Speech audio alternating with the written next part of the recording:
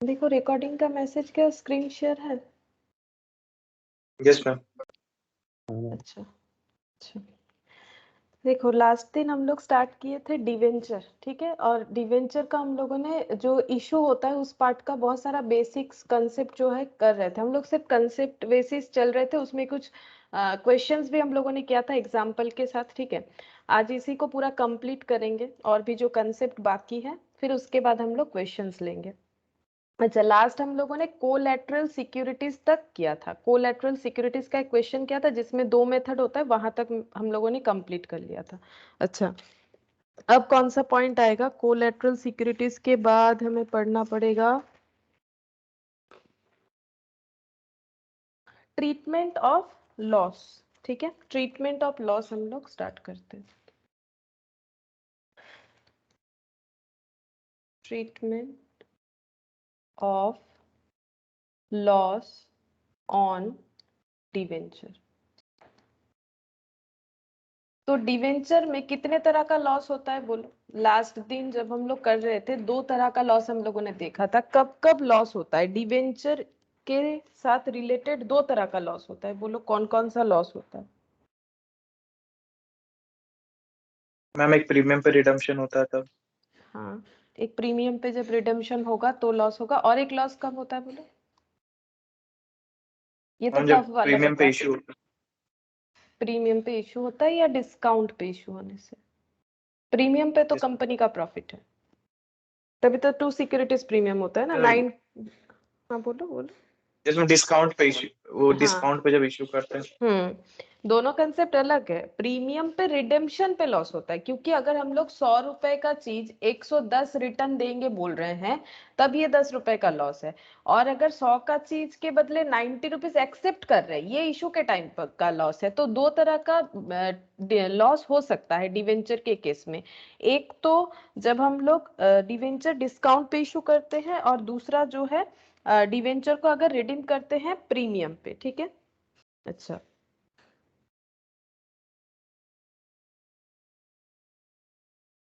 तो यहाँ पर लिखो, इस तरह से लिख सकते हैं, discount, discount on issue of debenture. Issue of debenture ये हम लोग, हमें कब पता चलता है? ये हमें तब पता चल जाता है जब हम लोग इशू कर रहे हैं, ठीक है। और इशू के टाइम पे ही हमें ये बताना पड़ता है कि हम लोग कैसे रिडीम करना चाहते हैं, पार पे, प्रीमियम पे या डिस्काउंट पे, ठीक है। और इसको किससे कंपेयर किया जाता है? ये दोनों लॉस को कंपेयर करने के लिए हम लोग कौन सा प्राइस देखते हैं? 3 प्राइस होता है, फेस वैल्यू, इशू प्राइस, और या फिर इशू वैल्यू जो भी बोल लो, और एक होता है रिडेम्पशन प्राइस। तो लॉस जो है वो इशू प्राइस से ही दोनों केस में चेक किया जाता है। इशू प्राइस और फेस वैल्यू में जब चेक करेंगे तभी पता चलेगा लॉस ऑन इशू है कि नहीं, और इशू प्राइस और रिडेम्पशन पे कंपेयर करने से पता चलेगा लॉस ऑन रिडेम्पशन है या नहीं है, ठीक है। तो loss on redemption, loss on redemption, ठीक है। लेकिन कभी कभी इसे ना लॉस ऑन इशू भी कोई कोई जगह पे तुम लोग देख सकते हो, इसे भी लॉस ऑन इशू के तरह ही ट्रीट कर देता है। मतलब नाम जो है एग्जैक्टली अगर देखो तो होना चाहिए लॉस ऑन रिडेम्पशन, क्योंकि ये रिडेम्पशन वाला लॉस है, लेकिन कभी कभी ये डिस्काउंट ऑन रिडेम्पशन भी लिख देता है, या फिर लॉस ऑन इशू भी लिख देता है, ठीक है। लेकिन हमें ध्यान रखना है कि 2 तरह का होता है, लेकिन कभी कभी ये एक ही लैंग्वेज लिख दिया जाता है। तो loss on issue of debenture मैंने यहाँ पर लिख दिया, लॉस ऑन रिडेम्पशन ब्रैकेट में लिख दिया है इशू, ठीक है, क्योंकि इशू भी लिखा जाता है, plus any other issue expense. अगर इशू करने के टाइम पे, मतलब जैसे शेयर इशू करने का एक्सपेंस वगैरह होता है, अंडर राइटर का खर्चा वगैरह होता है, ठीक है, कोई कमीशन वगैरह होता है तो अंडर राइटर का, तो उसी तरह से जो टोटल लॉस ऑन डिवेंचर है उसमें 3 चीज आ जाएगा। एक तो discount on issue of debenture, जब हम लोग इशू कर रहे हैं तो डिस्काउंट पे अगर कर रहे हैं, रिडेम्पशन अगर ज्यादा प्राइस पे रिडेम्पशन करेंगे वो, और ऐसा कोई लॉस, ऐसा कोई एक्सपेंस जो हम लोगों ने इशू करते वक्त किया था, any other issue expenses, loss नहीं, कोई इशू एक्सपेंसेस अगर हम लोगों ने किया है, वो तीनों मिला के होता है टोटल लॉस, ठीक है। अब ये लॉस को क्या करना चाहिए? नॉर्मली कंपनी क्या करता है? लॉस को राइट ऑफ करता है, ठीक है। यहाँ पर भी लॉस को राइट ऑफ करना पड़ेगा, लेकिन राइट ऑफ का अलग टेक्निक होगा, ठीक है। तो पहला बात है कि इस तरह का जो लॉस है, ये जो लॉस है ये कंपनी के लिए कैसा लॉस है बता सकते हो? कैपिटल लॉस है कि रेवेन्यू लॉस है? रेवेन्यू मतलब जो डे टू डे बेसिस पे होता है, कैपिटल मतलब एट ए टाइम होता है, ऐसा नहीं कि डे टू डे बेसिस पे होता है। तो ये किस तरह का लॉस है? पहला बात है कि ये कैपिटल लॉस है मैम। कैपिटल लॉस है, क्योंकि ये कैपिटल का ही बात है, ठीक है। तो ये कैपिटल लॉस है। अच्छा, such loss are capital loss, ठीक है। Capital losses to the company and are written off. Write off करना पड़ेगा, तो किस तरह से राइट ऑफ कर सकते हैं? And are written off throughout, ठीक है, throughout the term life of debenture. मतलब इसका मतलब हो रहा है कि जब तक डिवेंचर हमारे बुक्स ऑफ अकाउंट्स में अपीयर करेगा, जब तक डिवेंचर हमारे बुक्स ऑफ अकाउंट्स में अपीयर करेगा, तब तक हम लोग इसको राइट ऑफ कर सकते हैं। मतलब ऐसा नहीं है कि जब रिडीम करेंगे तब राइट ऑफ कर देंगे। मतलब देखो, लॉस तो चाहे वो discount on issue of debenture हो या लॉस ऑन रिडेम्पशन हो, ये हमें दोनों लॉस ही कब पता चल जाता है? इश्यू के टाइम पे ही पता चलता है, हाँ कि ना? चाहे discount on issue of debenture हो चाहे लॉस ऑन रिडेम्पशन हो, दोनों लॉस ही हमें कब पता चलता है? इश्यू के टाइम। तभी तो हम लोग दो एंट्री करते हैं ना। इश्यू के टाइम अगर हम लोग पार की जगह या फिर डिस्काउंट की जगह प्रीमियम पे रिडीम कर रहे हैं, तो उसका एंट्री हमें एज ए लाइबिलिटी की तरह रिकॉर्ड कर लेना पड़ता है, तो हमें पता चल गया। तो क्या सारा लॉस उसी ईयर, जिस ईयर हमें पता चला उसी ईयर राइट ऑफ कर देना है? नहीं, ऐसा नहीं। जितने लाइफ टाइम तक, जैसे मान लो कि डिवेंचर हम लोगों ने 8 साल के लिए इश्यू किया है, तो वो 8 साल तक हम लोग उसका लॉस जो है राइट ऑफ कर सकते हैं, ठीक है। और ये कैसे राइट ऑफ होगा? Through out the year. ये जो पैटर्न है इसको हम लोग बोल सकते हैं कि डेफर्ड रेवेन्यू एक्सपेंडिचर। ये टर्म तुम लोगों ने अगर कभी सुना है तो, डेफर्ड रेवेन्यू एक्सपेंडिचर का मतलब होता है ऐसा एक्सपेंसेस जो हमें करना पड़ता है बिजनेस को, मतलब बिजनेस के प्रमोशन के लिए। जैसे मान लो एक लमसम अमाउंट का एडवर्टाइजमेंट का खर्चा, ठीक है, या फिर मान लो कुछ प्रोमोशनल खर्चा हो गया, या फिर बिजनेस को एस्टेब्लिश, जैसे प्रीलिमिनरी एक्सपेंसेस का खर्चा। तो इस तरह के खर्चे को बोला जाता है डेफर्ड रेवेन्यू एक्सपेंडिचर। मतलब एक्सपेंडिचर भी है, रेवेन्यू भी है। देखो लैंग्वेज क्या होता है, डेफर्ड रेवेन्यू एक्सपेंडिचर मतलब ऐसा एक्सपेंडिचर जो आज एक्सपेंडिचर लग रहा है लेकिन फ्यूचर में हमें रेवेन्यू जनरेट करेगा, इसे हम लोग बोलते हैं डेफर्ड रेवेन्यू एक्सपेंडिचर। और ऐसे खर्चे को हम लोग थ्रू आउट द ईयर धीरे धीरे राइट ऑफ करते जाते हैं, ठीक है। जैसे मान लो हम लोगों ने कोई एक कंपनी ने मान लो 1 करोड़ का एडवर्टाइजमेंट का खर्चा कर दिया, ठीक है। तो अब क्या 1 करोड़ जिस साल खर्चा किया उसी साल राइट ऑफ कर दे? नहीं, इस खर्चे को अकॉर्डिंग टू देयर सिचुएशन, उन लोग का बिजनेस का सिचुएशन क्या है उस हिसाब से वो लोग पीएल में राइट ऑफ करेगा। अगर मान लो 1 लाख करके राइट ऑफ कर सकता है खर्चा, तो वो 1 लाख करके राइट ऑफ कर देगा। तो कितने साल में वो राइट ऑफ हो जाएगा? 1 करोड़ डिवाइडेड बाई 1 लाख, तो उतने साल में राइट ऑफ कर दिया जाएगा, ठीक है। तो उसी तरह से यहाँ पर such losses are capital loss and are written off throughout the term of the life of debentures, ठीक है। और इसका ट्रीटमेंट कैसे होता है? Treatment similar to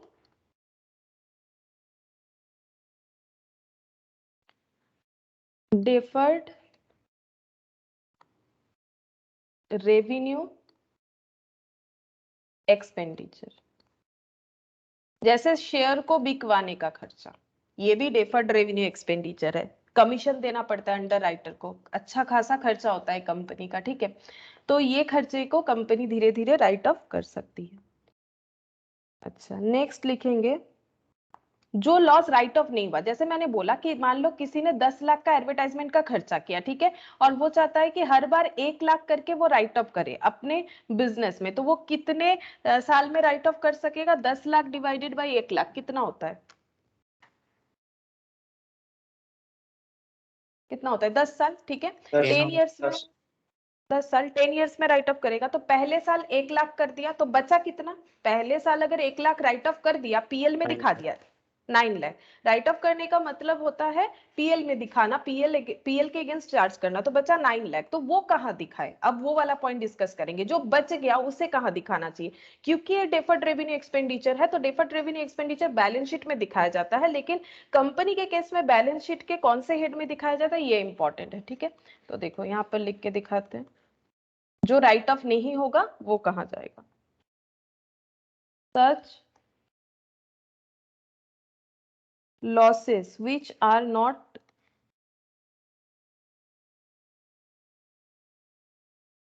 yet written off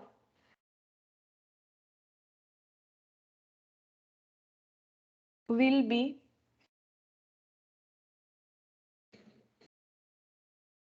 shown as miscellaneous expenditure। एक हेड आता है मिसलेनियस एक्सपेंडिचर बोल के, ठीक है, फाइनल अकाउंट जब करेंगे तब देखोगे, मिसलेनियस एक्सपेंडिचर बोल के एक हेड आता है, वहां पर आएगा। और ये अंडर ये कौन से हेड में आएगा, मतलब जैसे करंट लाइबिलिटी, तो करंट लाइबिलिटी क्या है, वो मेन हेड है, ठीक है, और उसके अंडर आ जाता है जैसे करंट लाइबिलिटी के अंदर अलग अलग हेड हो जाता है, ठीक है, जैसे एक डेटर आ सकता है करंट लाइबिलिटी में, आउटस्टैंडिंग सैलरी आ सकता है, ठीक है, तो उसी तरह से मिसलेनियस एक्सपेंडिचर के अंडर आएगा, अंडर द हेड क्या हो जाता है, under other non current asset. ये लेकिन एसेट है, ये लाइबिलिटी नहीं है, ठीक है, क्योंकि ये रेवेन्यू जनरेट करेगा, खर्चा है, तो खर्चा है तो पीएल में दिखाना चाहिए था ना, एक्सपेंडिचर है पीएल में दिखाना चाहिए, लेकिन लमसम अमाउंट का खर्चा हम लोग एट ए टाइम पीएल में नहीं दिखा सकते, पीएल वो पूरा डाउनफॉल हो जाएगा, पूरा नेगेटिव में चला जाएगा, ठीक है, तो इसीलिए इसको धीरे धीरे हमें क्या करना पड़ेगा, राइट ऑफ करना पड़ता है, तो ये लाइबिलिटी नहीं होता है, इसे एसेट बोला जाता है। तो miscellaneous expenditure under other non current asset in balance sheet, ठीक है, बैलेंस शीट में अदर नॉन करेंट एसेट के हेड में हमें ये दिखाना पड़ेगा। अच्छा, अब एक एग्जांपल ले लेते हैं, देखो 10,000 debenture of ₹100 issued at the rate of 95, redeemable at the rate of 105. Find out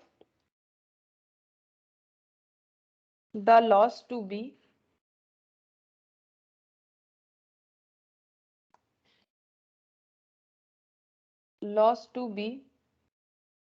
written off every year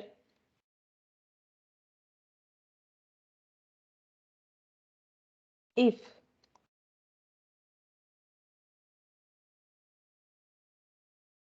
the debenture are redeemed in lump sum after 5 year, ठीक है, तो ये राइट ऑफ करने का पैटर्न होता है। तो पहला पैटर्न मैंने लिखा है कि डिवेंचर का जो भी लॉस है वो अगर हम लोग लमसम राइट ऑफ करेंगे लमसम अमाउंट में आफ्टर 5 इयर्स तो क्या होगा, और एक ऑप्शन है वो लिख रहे हैं the debenture are redeemed in equal annual installment of 5 year, ठीक है, तो ये दो पॉइंट हम समझाएंगे, लेकिन पहले ये तो कैलकुलेट कर लेते हैं कि लॉस कितना है। क्वेश्चन क्या बोला है कि find out the loss to be written off, loss कितना राइट ऑफ करना है, तो पहले फाइंड आउट करो कि लॉस का अमाउंट कितना हो रहा है, ठीक है, तो लॉस का अमाउंट देखो कितना हो रहा है, तो 5 रुपीज, बोलो 5 रुपीज में। नहीं, टोटल बोलो, अभी अभी हम लोगों ने देखा ना, लॉस का मतलब सिर्फ एक लॉस नहीं है, सारा लॉसेस चेक करो, टोटल लॉस बताओ, टोटल लॉस राइट ऑफ करना है, एक लॉस नहीं राइट ऑफ करना है, टोटल लॉस देखो कितना हो रहा है। तो यहाँ पर देखो कितना बोला है, 100 इसका क्या प्राइस हो जाएगा बोलो? 3 प्राइस होता है, फेस वैल्यू, इशू प्राइस और रिडेम्पशन प्राइस। तीनों प्राइस को लिखो पहले, तभी समझ में आ जाएगा। Face value, issue price, redemption price. Face value तो 100 होता है, अगर क्वेश्चन में अलग कुछ ना दे तो 100 ही है। 95 क्या है फिर? Issue price. Issue price, correct. 95 है इशू प्राइस। और रिडेम्पशन प्राइस 105। 105। अच्छा, अब टोटल लॉस चेक करेंगे। टोटल लॉस कितने तरह का होगा? एक तो एक्सपेंसेस, देखो एक ये पॉइंट जो मैंने लिखा था ये तो क्वेश्चन पढ़ के समझ में आता है, तो यहाँ तो अदर एक्सपेंसेस कुछ दिया है नहीं कि डिबेंचर इशू करते हुए कमीशन का या फिर अदर कुछ एक्सपेंसेस हुआ है, वो पॉइंट नहीं है। तो हमें दो तरह का लॉस मिल जाएगा। एक हो जाएगा लॉस ऑन इशू, हम समझने के लिए अलग अलग नाम ही यूज करते हैं, और दूसरा हो जाएगा लॉस ऑन रिडेम्पशन। तो कंपेयर करके देखो कितना हो रहा है एक एक डिवेंचर पे। तो इशू ये हमेशा जो भी होगा कंपेयर इशू प्राइस से होगा। इशू प्राइस से फेस वैल्यू को कंपेयर करो और इशू प्राइस से रिडेम्पशन प्राइस को कंपेयर करो। तो यहाँ पर कितना लॉस दिख रहा है? 5। मैम इशू में 5000 और रिडम्पशन में भी 5000।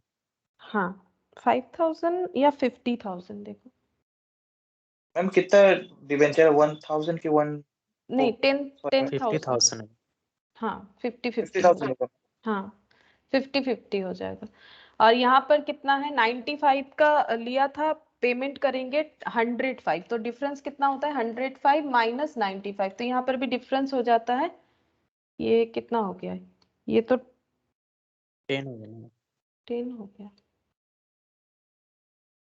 मैंने मैम 10 गलत, केस होगा, फेस वैल्यू हाँ और सॉरी रिडम्पशन सॉरी, प्राइस को हाँ हाँ, compare करें। फेस वैल्यू से मैंने 5 आज होगा। भी वही सेम गलत बता दिया। पहले भी थोड़ा गलत बताया, ठीक है, उसको थोड़ा सा रेक्टिफाई कर लो। लास्ट दिन भी मैंने गलती से वही किया था, फिर रेक्टिफाई किया था, आज फिर वही गलत हो गया। ये दोनों ही इससे कंपेयर होना चाहिए, ठीक है। तो यहाँ पर कितना हो जाएगा? 5 रुपीज। 5 दोनों ही इससे, हाँ दोनों ही इससे कंपेयर होना चाहिए। अच्छा, यहाँ पर 5, तो ये हो गया 10। ये एक डिवेंचर पे। अब एंट्री पास करवा लेते, ठीक है।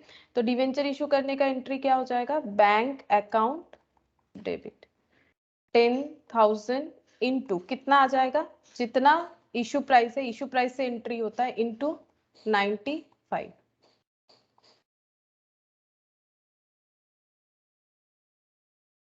ठीक है, 9,50,000। ठीक है, 9,50,000 हो जाएगा।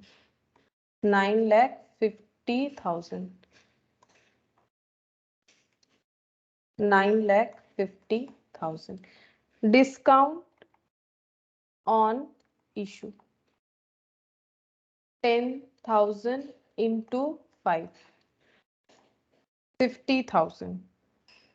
फिर हो जाएगा 2, कितना परसेंट डिवेंचर है? नाम नहीं दिया हुआ, चलो कोई बात नहीं। 2 परसेंटेज डिवेंचर, तो 10,000 हमेशा फेस वैल्यू से एंट्री होता है। 10,000 इंटू 100, तो ये हो गया 100, और मतलब 10 लाख। 2, इसको क्या बोलते हैं? लॉस जब रिकॉर्ड करेंगे, देखो एक साथ भी लिख सकते हैं या फिर हम लोग इसको अलग अलग भी लिख सकते हैं, ठीक है। जैसे ये तो हुआ कि bank account debit, discount on issue debit to percentage of debenture, ठीक है। ये लिखने के बाद हम लोग इसका अलग, मैंने तो 2 एंट्री करके सिखाया ना, तो हम लोग 2 एंट्री कर लेते हैं। अगर हमारा जिस दिन इशू हो रहा है उस दिन अगर हम लोग ये देख पा रहे हैं प्रीमियम पे रिडेम्पशन है, तो वो हमें यहाँ पर राइट ऑफ करना पड़ेगा। उसका एंट्री क्या हो जाता है? Loss on redemption account debit 10,000 into 5, 50,000 to premium on redemption of debenture 50,000। ठीक है, 2 एंट्री होता है, 2 एंट्री कर लिया यहाँ पर, तो हमारा ये कंप्लीट हो गया। ठीक है, अब टोटल लॉस जितना है, तो अब टोटल लॉस कितना हो जाएगा? टोटल लॉस हो जाएगा 10 रुपीज करके एक डिवेंचर का था, तो 10,000 डिवेंचर का कितना हो जाएगा? 10 इंटू 10,000। ठीक है, ऐसे भी कर सकते हैं या 50,000 ऐड करके भी लिख सकते हैं।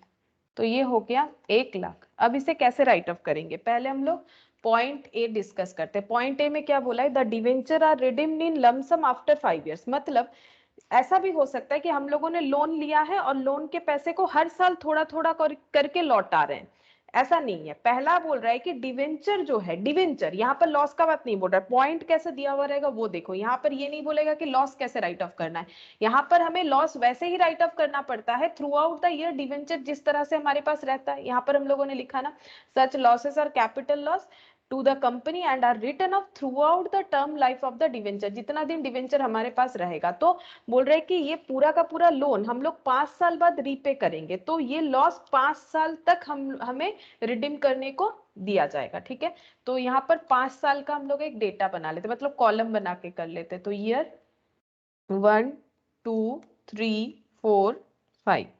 अच्छा, यहाँ पर लिखेंगे डिवेंचर आउटस्टैंडिंग, आउटस्टैंडिंग का मतलब कितना लोन बाकी है। ठीक है, कितना लोन बाकी है, और यहाँ पर लिखेंगे वेट, और यहाँ पर रिटर्न ऑफ। ठीक है, तो यहाँ पर हम लोग लिखेंगे कि कितना डिवेंचर बाकी है। बोलो पहला साल कितना लोन बाकी था, बता सकते हो? 1 लाख। पहला साल लोन बाकी था 1 लाख, क्योंकि 10,000 इंटू 100 1 लाख बाकी था।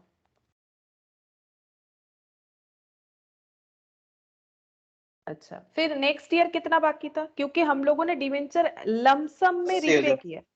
80,000 तब होता है अगर मैंने वहां से 20,000 पे किया हो, लेकिन यहाँ पर क्वेश्चन में वो ऐसा नहीं लमसम बोला में है। तब हाँ, लमसम हम में। अगर लमसम में पे करेगा तो एक ही बार में पूरा कर देगा ना। हाँ, तो वो 5 साल बाद होगा, तो सेकेंड ईयर भी कितना लोन दिख रहा होगा, अगर हम लोगों ने किसी से 1 लोन लाख। लिया 1 लाख ही दिख रहा होगा। उसके बाद थर्ड ईयर के एंड में भी हमारे पास कितना लोन दिख रहा होगा? 1 लाख। 1 लाख। फिर फोर्थ ईयर में कितना दिख रहा होगा? 1 लाख। कुछ पे नहीं कर रहे हैं तो 1 लाख लोन दिखते जाएगा। अगर तुम लोग ही सोचो, अगर तुम लोग बैंक से भी लोन लेते हो और बैंक को बोला गया है कि हम लोग डायरेक्टली 1 साल बाद ही, सॉरी 5 साल बाद ही पूरा पे करेंगे, तो 5 साल तक तो लोन 1 लाख का ही दिखेगा। अगर कुछ रीपे नहीं करेंगे तो 1 लाख का दिख रहा होगा। फिफ्थ ईयर में भी दिखेगा 1 लाख, क्योंकि बोला है कि फिफ्थ ईयर के बाद है ना, आफ्टर 5 ईयर, 5 साल बाद, तो 5 साल तक 1 लाख का लोन दिख रहा होगा। ठीक है, अब इसका वेटेज जो है वो हम लोग कैसे दे सकते हैं? इसका वेटेज हम लोग इस तरह से भी दे सकते हैं, देखो कि जितना हमारा ऑर्डर है उस हिसाब से हम लोग वेटेज दे सकते हैं। 5 साल में है, देखो 1 लाख करके है, अगर ये 1 लाख फिर उससे थोड़ा ज्यादा होता फिर ज्यादा, या फिर नॉर्मली ज्यादा नहीं होगा, कम के तरफ ही आएगा। अगर हम लोग पे करते जाएंगे तो कम होते जाएगा। तो वेट हम लोग अपने हिसाब से भी दे सकते हैं। कैसे? देखो 1 लाख, तो इसका वेट 1, फिर नीचे 1 लाख ही था तो 1 दे दो, फिर 1 दे दो। मतलब क्या होता है ना, अगर इंक्रीजिंग या डिक्रीजिंग मैनर होता है तो उस हिसाब से होता है। अगर ये इंक्रीजिंग मैनर पे होता, फॉर एग्जाम्पल 1 लाख, फिर उसके बाद 1.5 लाख, ठीक है, फिर उसके बाद 2 लाख, फिर उसके बाद 2.5 लाख, सपोज अगर ऐसा होता है, या फिर 3 लाख, तो यहाँ का वेट हो जाता 1 2 3 4 5, क्योंकि ये इंक्रीजिंग मैनर पे है।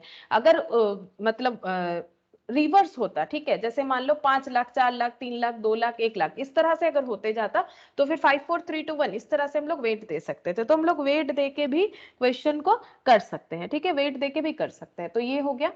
अच्छा, अब हम लोग यहाँ पे टोटल करेंगे वेट का। वेट का टोटल करो, कितना होता है? 5। ठीक है, 5। तो अगर वेटेज हमारा 5 है तो लॉस कितना है? वेटेज हमारा 5 है तो लॉस है 1 लाख। ठीक है, वेटेज हमारा 5 है तो लॉस कितना है? 1 लाख। ठीक है, तो वेटेज अगर 1 होगा तो लॉस कितना होगा? अगर वेटेज 1 होगा तो लॉस कितना होगा? वेट अगर 5 है तो लॉस होता है 1 लाख, टोटल वेट इतना टोटल लॉस। तो वेट अगर हमारा 1 है तो लॉस कितना होगा? कम हो जाएगा 20,000। 1 लाख डिवाइडेड बाई 5। 20,000।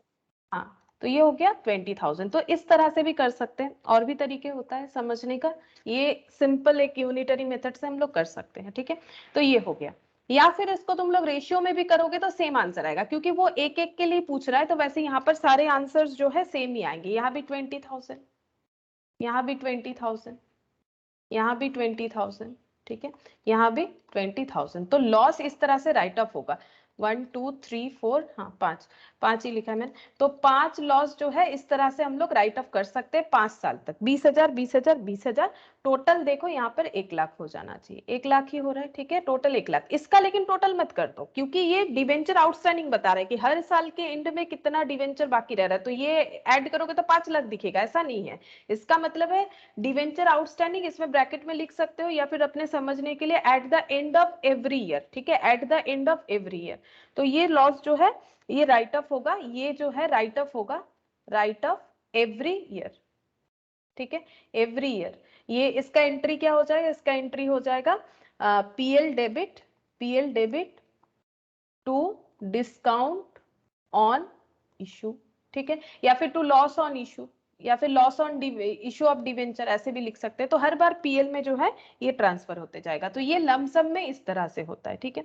अच्छा, नेक्स्ट देखो, और एक जो कंसेप्ट था वो भी सेम इसी तरह से अगर हम लोग सोचेंगे तो हो जाएगा। सेकंड जो क्वेश्चन है वो बोला है कि the debenture are redeemed in equal annual instalment of 5 years. 5 साल तक इक्वली एनुअली डिवेंचर रिडीम होगा। तो बोलो हर साल कितना रिडीम होगा?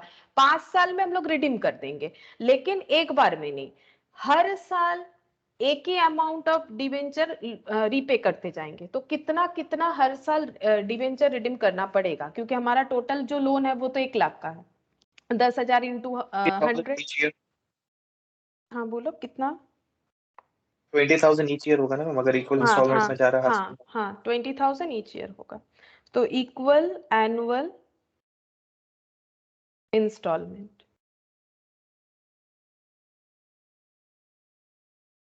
अच्छा, तो यहाँ पर लिख देते हैं 1 लाख। 1 लाख का डिवेंचर है, 5 साल के अंदर राइट ऑफ करना है, बराबर करना है, ठीक है। तो हर साल हो जाएगा 20,000 करके हमें लोन का अमाउंट रीपे करते जाना पड़ेगा। 20,000 every year to be redeemed, ठीक है। इसका भी हम लोग इसी तरह से कॉलम बना लेंगे। Year, debenture, outstanding debenture, wait, ठीक है, रिटर्न ऑफ। अच्छा 5 साल, यहाँ भी 5 साल। अच्छा, अब यहाँ पर समझ के बताओ कि पहले साल के एंड में कितना डिवेंचर दिख रहा होगा? बोलो पहले साल पहले के। साल के हाँ बोलो।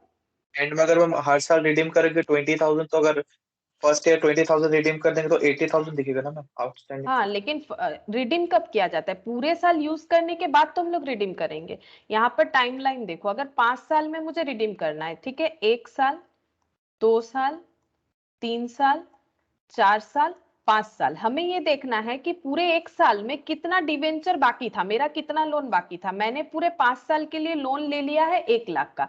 ये जो मैंने पूरा लोन ले लिया है, मैंने जिनसे भी लोन लिया हो, यहाँ डिवेंचर है, ये तो पब्लिक लोन है। अगर बैंक से भी ऐसा कोई हम लोगों ने एग्रीमेंट किया है कि मैंने ये 1 लाख का लोन लिया है 5 ईयर के लिए, और बैंक को मैंने बोला है कि मैंने 20,000 करके हम लोग दे देंगे, हर साल 20,000 करके दे देंगे, तो मुझे यहाँ पर जो कॉलम बनाना है, इस कॉलम का नाम होता है आउटस्टैंडिंग अमाउंट ऑफ डिवेंचर।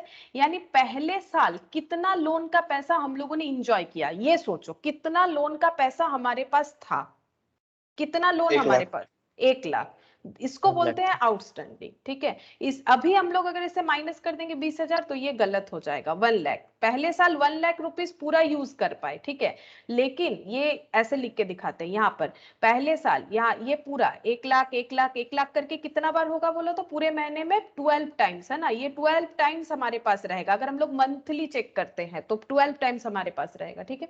अच्छा, अब ये 1 लाख रुपए में से हम लोग कितना रीपे कर देंगे? 1 लाख रुपए से कितना पे कर देंगे? 20,000, ठीक है। ये 20,000।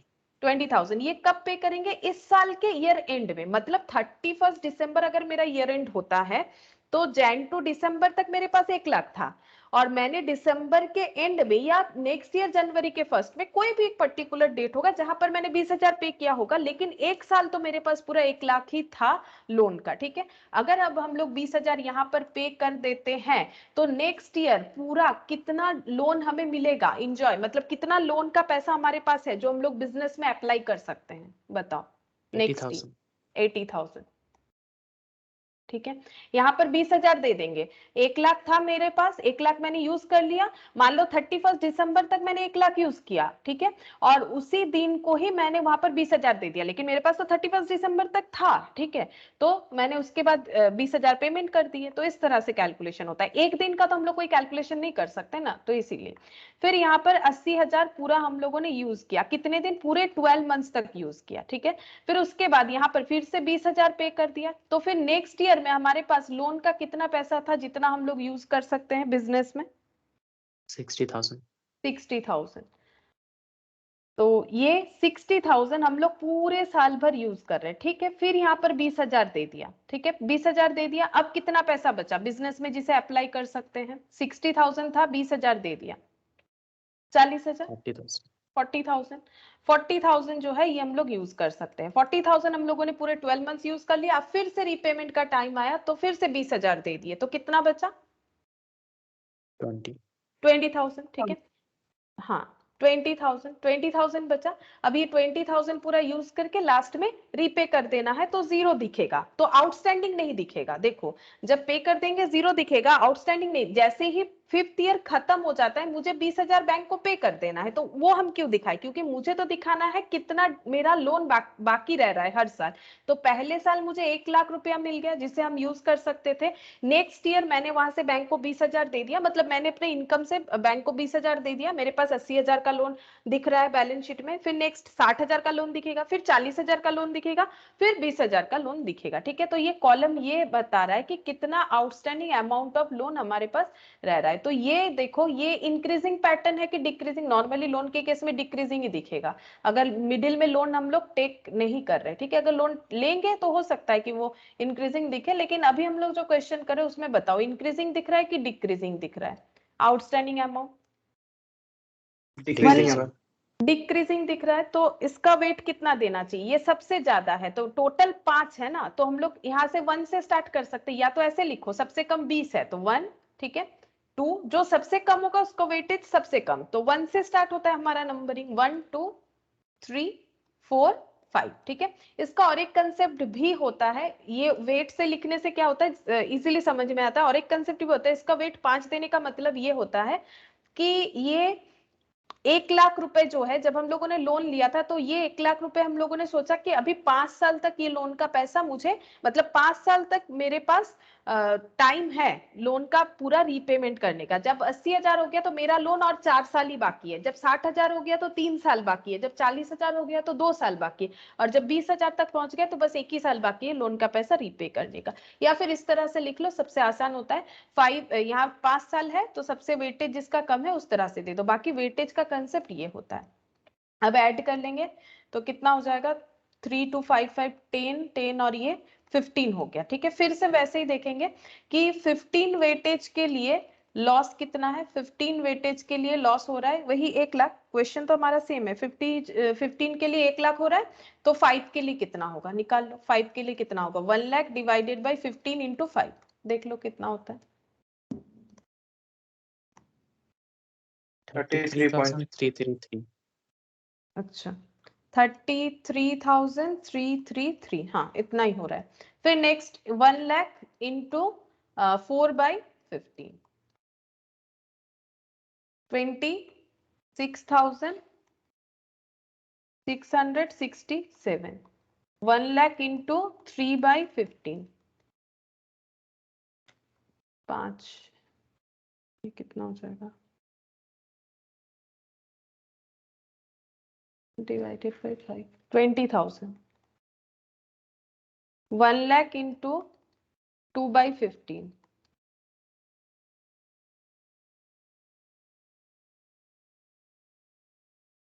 13,333। 1 लाख इंटू 1/15,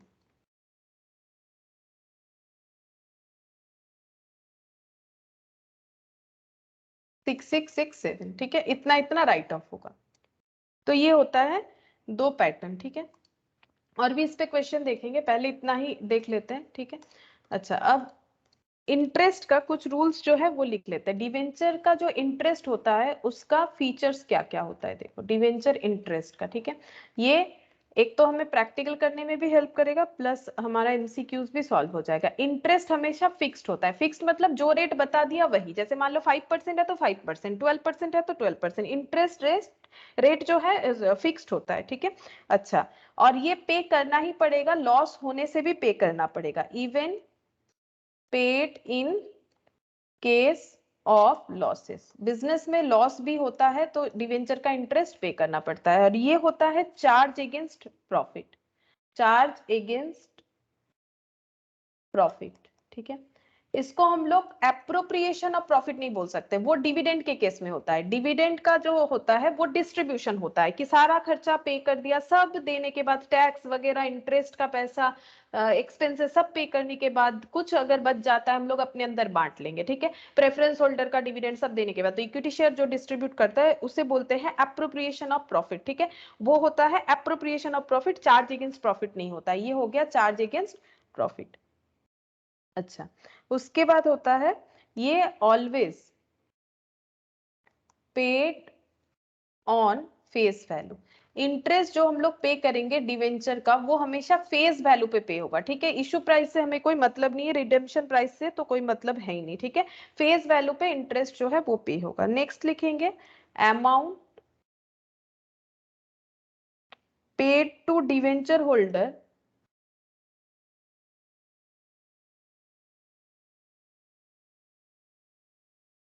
is always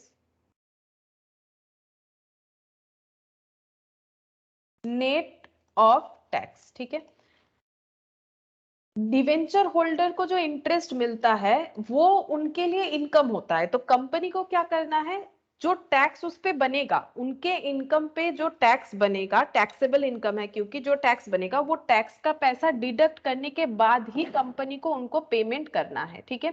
तो इसलिए हमेशा नेट ऑफ टैक्स होता है। जो अमाउंट डिवेंचर होल्डर के हाथ में जाता है वो टैक्सेबल नहीं होगा, मतलब टैक्सेबल तो है लेकिन क्योंकि कंपनी टैक्स डिडक्ट करके देती है तो उनको टैक्स का कोई झंझट नहीं लेना है। तो amount paid to debenture holder is always net of tax, तो कंपनी को इंस्ट्रक्शन है कि टैक्स काट के ही पेमेंट करना है, नेट अमाउंट। फिर है interest can be paid. Interest कितने तरह से दे सकते हैं, तो ये तो इशू के समय बताना पड़ता है। वैसे क्या क्या टाइप होता है, ईयरली, ईयरली होगा मतलब 12 टाइम्स, सॉरी 1 टाइम, 12 टाइम्स लिख दिया, 1 टाइम मतलब साल में एक बार, ईयरली मतलब साल में एक बार। हाफ ईयरली, हाफ ईयरली मतलब 2 टाइम्स, साल में 2 बार हाफ ईयरली हो सकता है। फिर क्वार्टरली, क्वार्टरली मतलब 4 टाइम्स, साल में 4 बार। एंड मंथली, मंथली का मतलब कितना हो जाएगा, पूरे साल भर में कितना बार होगा, 12 टाइम्स। ये चीज तुम लोग एफएम में वैसे भी कर रहे हो, ठीक है। तो इस तरह से होगा।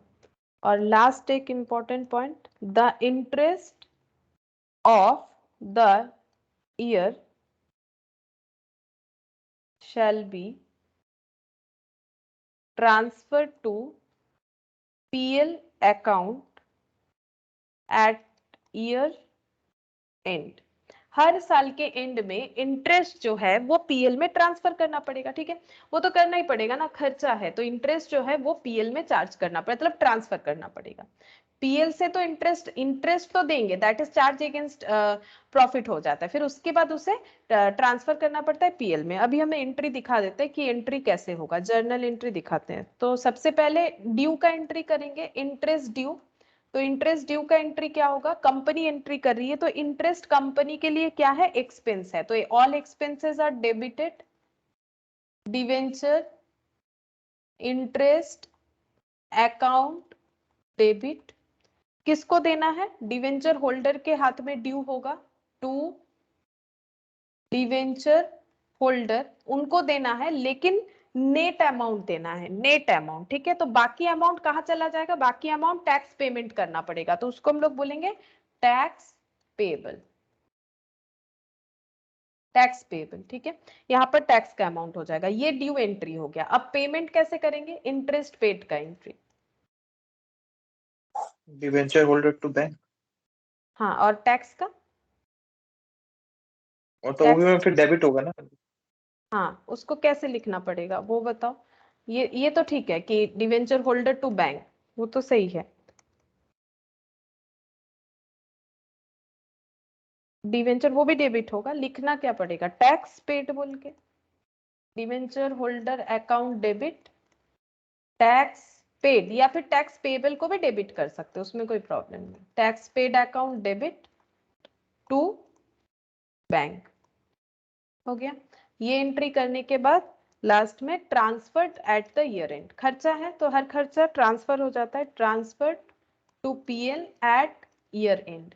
साल के एंड में हमें ये जो लॉस है ना, एक्सपेंस है बेसिकली, तो ये ट्रांसफर हो जाएगा, तो पीएल क्या हो जाएगा, डेबिट डेबिट टू, क्रेडिट किसको करें, क्या ट्रांसफर कर रहे हैं उसी को क्रेडिट करेंगे, debenture interest, interest, debenture interest account close हो गया।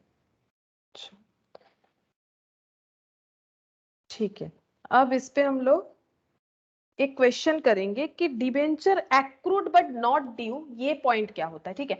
अब इसका देखो, इसका अगर हम लोग मतलब अमाउंट से लिखे तो ऐसा हो जाता है कि मान लो डिवेंचर का इंटरेस्ट बना फॉर एग्जांपल 10 रुपीज, ठीक है, लेकिन डिवेंचर होल्डर को हमें कितना देना पड़ेगा, डिवेंचर होल्डर को हम लोग 10 नहीं दे सकते, ठीक है।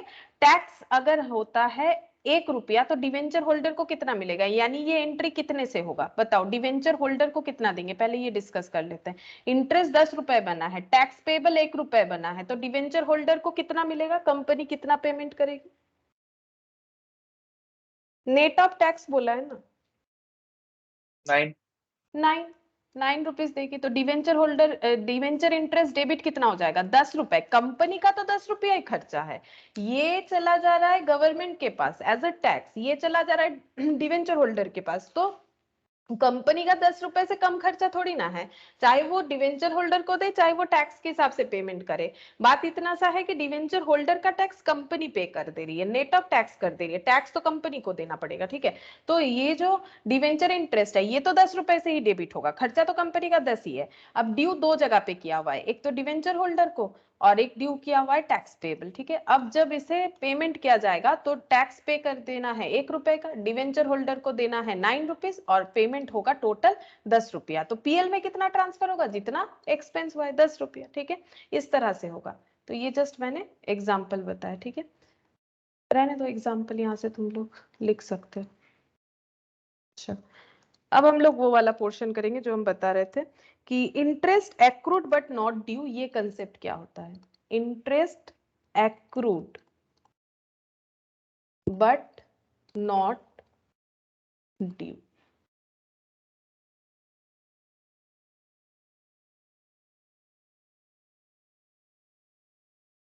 Debenture interest for full year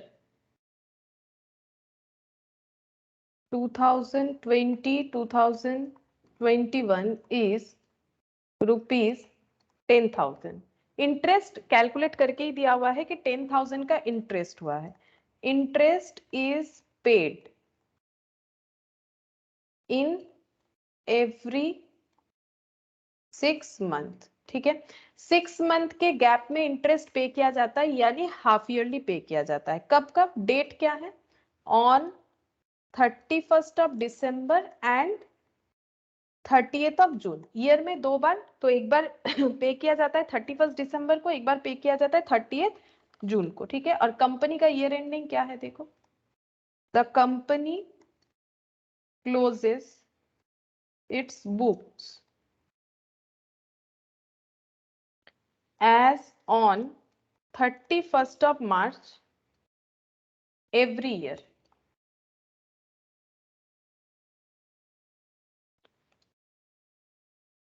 Every year find out interest accrued but not due for 2020-21, ठीक है। तो हमें ये फाइंड आउट करना है कि कितना इंटरेस्ट एक्रू तो हुआ है बट ड्यू नहीं हुआ है, ठीक है। पहले ये समझना पड़ेगा कि एक्रू ड्यू होता क्या है। तो पहले हम लोग देख लेते हैं कि क्या क्या इंफॉर्मेशन दिया है। एक तो इंफॉर्मेशन दिया हुआ है कि कंपनी का ईयर जो है वो 31 मार्च को हर बार क्लोज होता है, ठीक है। तो अगर 31 मार्च को क्लोज होगा लास्ट तो में थोड़ा सा क्वेश्चन हाँ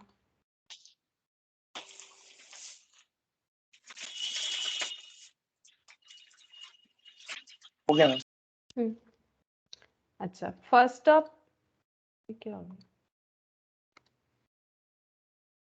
तो अच्छा 200%। अच्छा, 1 और 31 मार्च ये होगा। अब ईयर देख लेते हैं, 2021 है तो ये स्टार्ट हुआ होगा 1 टू 20 में 2020, एंड होगा 31 मार्च 2021 में। ये कंपनी का ईयर एंड दे रखा है। अब कंपनी साल में 2 बार इंटरेस्ट देती है, 31 दिसंबर और 30 जून। तो इस साल में कब कब इंटरेस्ट मिलेगा? अप्रैल के बाद आएगा जून, तो 30 जून 2020 को मिलेगा, ठीक है। और 31 दिसंबर 2020 को ही मिलेगा क्योंकि वो 20 हो रहा है, क्योंकि इसके बाद जैन आएगा वो 21 हो जाएगा। तो ये हो गया इंटरेस्ट का डेट, इंटरेस्ट, ये हो गया इंटरेस्ट, ठीक है। अब इंटरेस्ट का अमाउंट कितना है? इंटरेस्ट है पूरे साल का 10,000, तो कितना मिलेगा, कितना कितना देना पड़ेगा यहाँ से? यहाँ पर इंटरेस्ट अमाउंट कितना हो जाएगा, कितना, और यहाँ पर अमाउंट कितना होगा? 5,000 हाँ, डिवाइडेड बाय 2 बोलो। 5,000 5,000 5,000 करके हो जाएगा क्योंकि 10,000 है, ठीक है। अच्छा, अब ये इंटरेस्ट एक्रूड और ड्यू का मतलब ये हो जाएगा, देखो। तो इसका मतलब ये जब जून का पेमेंट हो रहा है तो ये कितने टाइम का इंटरेस्ट दिया जा रहा है बता सकते हो? 6 मंथ्स कैसे हो रहा है? ये तो अप्रैल से स्टार्ट हो रहा है, तो अप्रैल मई जून, यहाँ कितना मंथ्स हुआ? अप्रैल मई जून, यहाँ पर कितना मंथ्स हो रहा है? 3 मंथ्स, ठीक है। 3 हाँ, months और 3 previous मंथ्स और 3 months। प्रीवियस 3 मंथ्स, ठीक है। तो प्रीवियस 3 मंथ्स में कौन कौन आ जाएगा? यहाँ पर ये बैक में जाते हैं, मार्च, फेब, जैन, है जनवरी ना? फरवरी मार्च। हाँ, जैन, फेब, मार्च, अप्रैल, ये हो गया अप्रैल, मई और ये जून, ठीक है। ये 6 मंथ्स का इंटरेस्ट जो है यहाँ पर, ये यहाँ कुछ हुआ था, ठीक है, जो एक्रू हुआ था। फिर ड्यू कहाँ पर हुआ? ड्यू मतलब जब पेमेंट कर पाएंगे, ठीक है, ये यहाँ पर आके ड्यू हो गया, ठीक है। अब यहाँ पर देखो, यहाँ पर क्या हो रहा है? फिर यहाँ पर 6 मंथ्स का इंटरेस्ट ड्यू होना चाहिए, मतलब कब कब का? जुलाई, अगस्त, सितंबर, अक्टूबर, नवंबर, दिसंबर, ठीक है। तो ये जो है इसी साल ड्यू भी हुआ, ठीक है, और एक्रूड भी हुआ, ड्यू भी हुआ। ये पेमेंट देखो, जून के बाद जुलाई, अगस्त, सितंबर, अक्टूबर, नवंबर, दिसंबर, हुआ 6 मंथ। 6 मंथ ये जो इंटरेस्ट है ये ड्यूरिंग द ईयर एक्रूड भी हुआ, ड्यू भी हुआ, मतलब इसी साल पेमेंट होगा। लेकिन इसके बाद फिर कब आ जाएगा? फिर से यही जैन से स्टार्ट हो जाएगा, जैन, फेब और मार्च, ये यहाँ पर हुआ। फिर बाकी कहाँ चला जाएगा? 6 मंथ्स के लिए इधर बाहर हो जाएगा। बाहर क्या क्या आ जाएगा? मार्च के बाद अप्रैल, मई, अप्रैल मई जून। जून, ठीक है। तो ये जो है ये पेमेंट कब होगा? इस साल जून में पेमेंट होगा, मतलब 30 जून 2000, ये क्या हो जाएगा? है तो 21 ही, ठीक है, लेकिन ईयर को एक्सिट कर जा रहा है क्योंकि जो बिजनेस इनका चल रहा है कंपनी का वो तो इस तरह से, ये एक ईयर हो रहा है, ठीक है, ये इधर निकल जा रहा है। तो ये जो हुआ टाइम पीरियड, इसको हम लोग क्या बोलेंगे? बोलेंगे ड्यूरिंग द ईयर। ये एक्रूड तो हुआ है बट ड्यू यहाँ पर हुआ, ठीक है। ये एक्रू तो यहाँ पर हुआ बट ड्यू यहाँ पर हुआ। लेकिन इसका क्या है? ये है कि यहाँ पर ड्यू हुआ, मतलब यहाँ पर पेड हुआ, एक्रूड यहाँ पर हुआ था, लेकिन हमें यहाँ पर पूछ रहा है कि इस साल का कितना इंटरेस्ट। तो ये वाला तो नहीं लेना पड़ेगा, ये वाला तो नहीं लेना पड़ेगा ना, ये इस साल का नहीं है, ये प्रीवियस ईयर का आ जा रहा है, ठीक है। इस साल कितना ऐसा इंटरेस्ट है जो एक्रूड तो हुआ है लेकिन ड्यू नेक्स्ट ईयर होगा, वो ये पोर्शन बन जाएगा, ठीक है, वो ये पोर्शन बन जाएगा यहाँ पर ऐसे दिखा देते हैं, ठीक है। अच्छा, तो अब हम लोग अमाउंट निकालेंगे, ठीक है। अमाउंट लिखेंगे इंटरेस्ट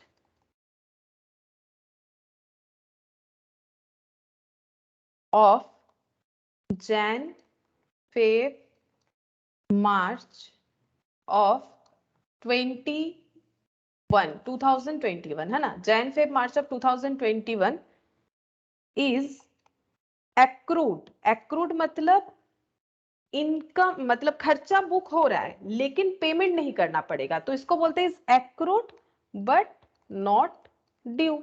ड्यू कब होगा? 30 जून 2021 को। कितना अमाउंट हो रहा है ये हमें चेक करना पड़ेगा, ठीक है। तो टोटल कितना था? टोटल 10,000 था। कितने मंथ का था? टोटल 10,000 कितने मंथ का था? 10,000 का जो इंटरेस्ट था ये पूरा 10,000 था पूरे साल का, तो कितना मंथ का था? 12 मंथ। 12 मंथ्स, ठीक है। तो एक्रूड बट नॉट ड्यू ये कितना मंथ हो रहा है? जैन फेब और मार्च। हमें ये 3 वाला मंथ। लेकिन नहीं लेना है, हाँ 3 मंथ्स, ये वाला नहीं लेना है क्योंकि ये तो प्रीवियस ईयर का हो गया। हमें इस साल का पूछ रहा है, ऐसा कितना इंटरेस्ट है जो एक्रूड तो हुआ है बट ड्यू नहीं हुआ, तो इंटू 3। तो ये देखो कितना होता है, 2500 हो जाएगा, 2,500। 2,500, ठीक है। इसे बोलते हैं एक्रूड बट नॉट ड्यू। अच्छा, नेक्स्ट हम लोग स्टार्ट करेंगे रिडेम्पशन, ठीक है। इशू का जो भी होता है ये हम लोगों ने सारा ही कंप्लीट कर लिया, ठीक है, जो बेसिक्स कंसेप्ट होता है। अब हम लोग रिडेम्पशन देखेंगे, redemption of debenture.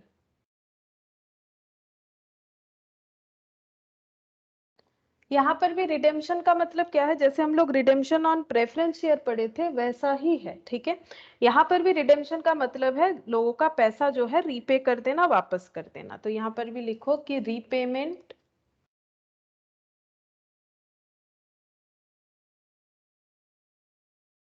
To debenture holder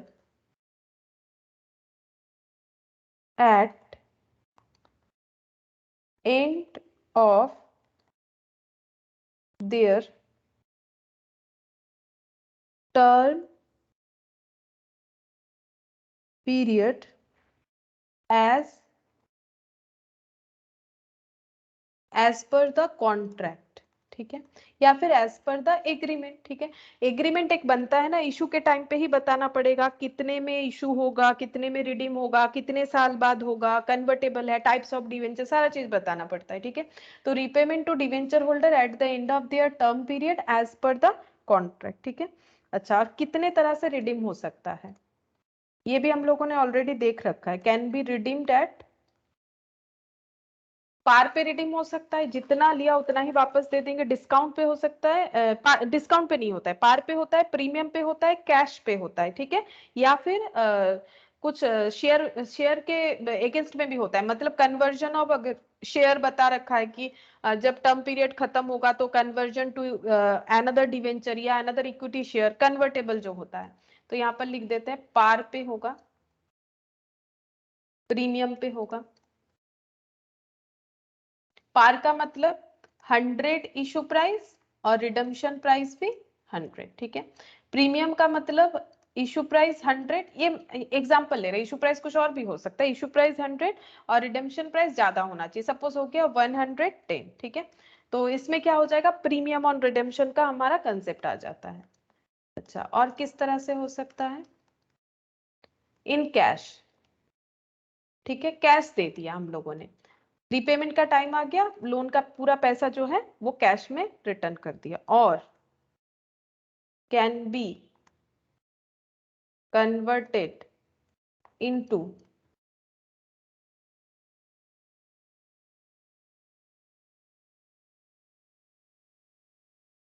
equity shares if such options was given at the time of issue under section 71 subsection 1, ठीक है। तो ये जो कन्वर्टेबल डिवेंचर का कंसेप्ट है ये लेकिन सेक्शन 71 सबसेक्शन 1 में बताया गया है, ठीक है। तो जिनका एमसीक्यू है उनके लिए तो इम्पोर्टेंट है ही, जिनका नहीं है याद रख सकते हैं हम लोग, क्योंकि ये सब काम में आ जाएगा लॉ वगैरह में भी। तो अंडर सेक्शन 71 सबसेक्शन 1 के हिसाब से हम लोग क्या कर सकते हैं, डिवेंचर रीपे करने के जगह अगर हम लोगों ने इशू के टाइम पे ऐसा कॉन्ट्रैक्ट कर रखा है तो कन्वर्ट कर सकते हैं डिवेंचर होल्डर को इक्विटी शेयर में, ठीक है। लेकिन वो 71 सबसेक्शन 1 का बात जो है वो सेटिस्फाइड होना चाहिए, ठीक है। ये गिवन है अंडर सेक्शन 71 सबसेक्शन 1 में कि ऐसा कर सकते हैं। अच्छा, अब मेथड्स ऑफ रिडेम्पशन, कितने तरह से हम लोग रिडीम कर सकते हैं, कितने तरह से, टाइप्स ऑफ रिडेम्पशन। जैसे अभी देखा हम लोगों ने कि जो लॉस है उसको दो तरह से राइट ऑफ कर सकते हैं, या तो लमसम कर सकते हैं, ठीक है, या तो फिर हम लोग इंस्टॉलमेंट में कर सकते हैं। उसी तरह से यहाँ पर रिडेम्पशन का कितना सारा टाइप होगा, देखो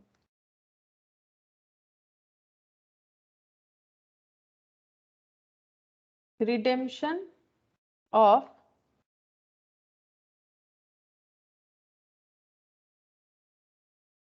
methods of redemption of debenture। Mainly 4 method होता है। पहला, पेमेंट इन लमसम, ठीक है, मतलब एक बार में ही हम लोग पेमेंट कर देंगे। जो हम लोगों ने देखा भी लॉस वाले केस में कि अगर हम लोग एक बार में पे करते हैं तो हमारा आउटस्टैंडिंग डिवेंचर 5 साल तक लगातार वही दिखाते गया, ठीक है, ये लमसम पेमेंट था। और एक हम लोगों ने देखा कि इंस्टॉलमेंट पेमेंट कहां पर चला गया, ये लमसम वाला नहीं था, ये इंस्टॉलमेंट, ये देखो ये लमसम वाला है, ये क्या है, इंस्टॉलमेंट में पेमेंट कर रहे हैं, मतलब हर साल थोड़ा थोड़ा करके हम लोग रीपे कर रहे हैं। अच्छा, payment in lump sum, payment in instalment.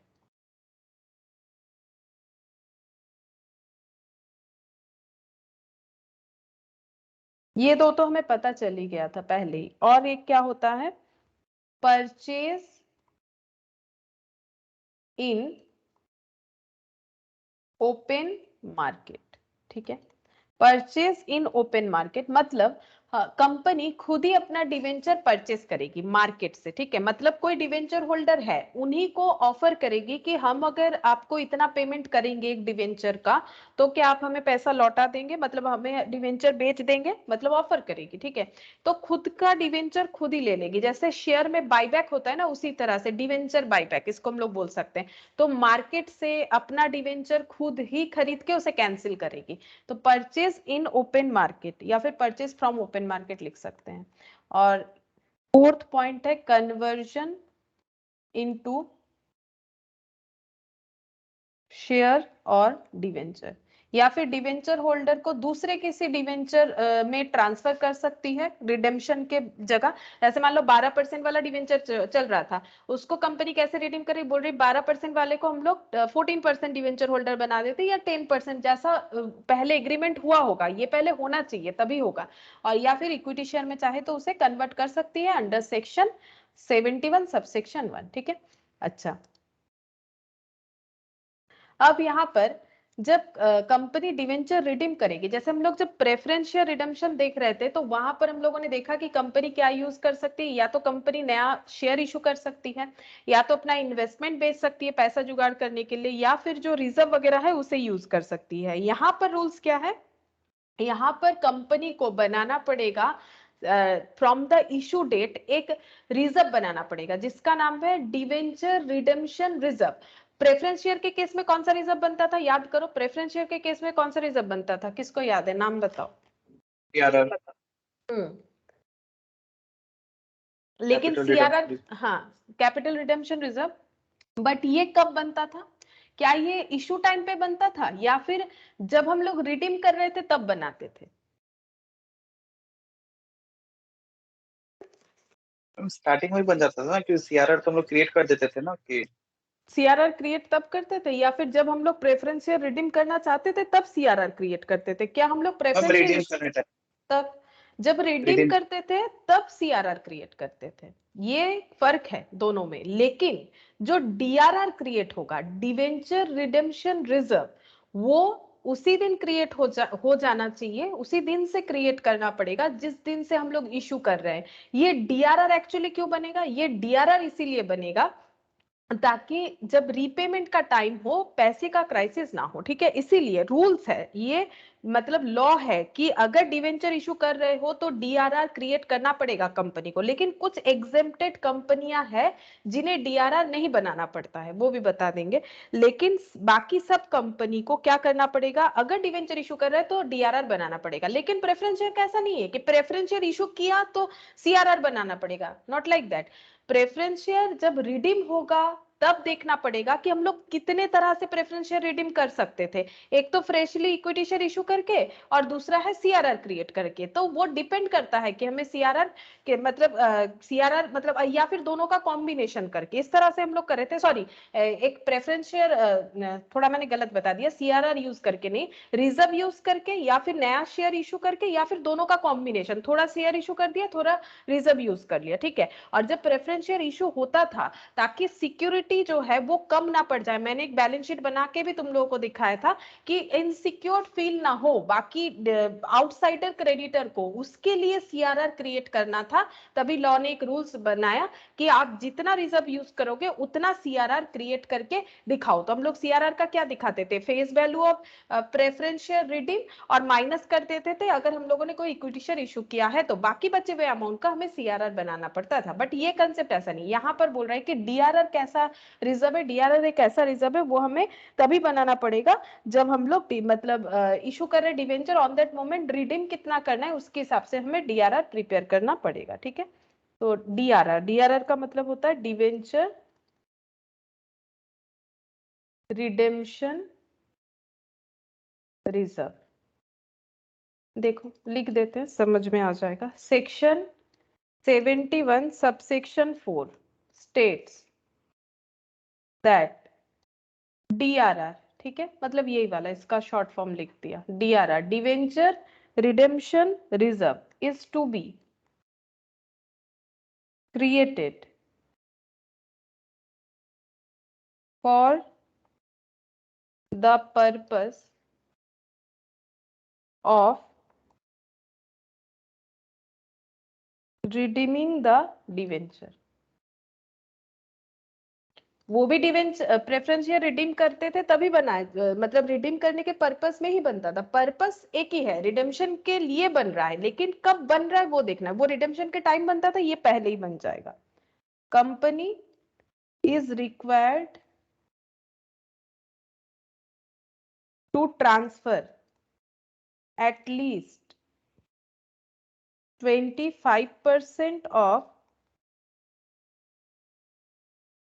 debenture to DRR account before redemption।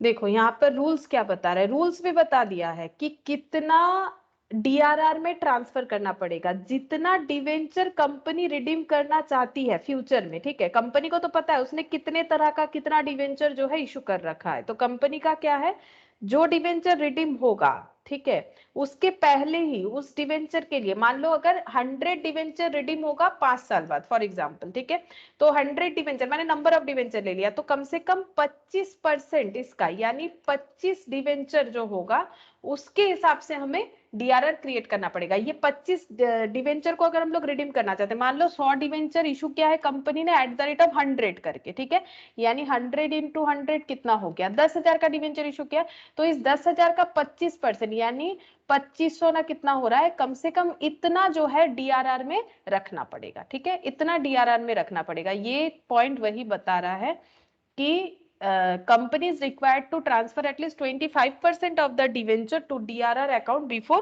redemption, ठीक है। और ये जो है ना, ये जो है DRR, ये किस में यूज होगा, ये लिख देते हैं, DRR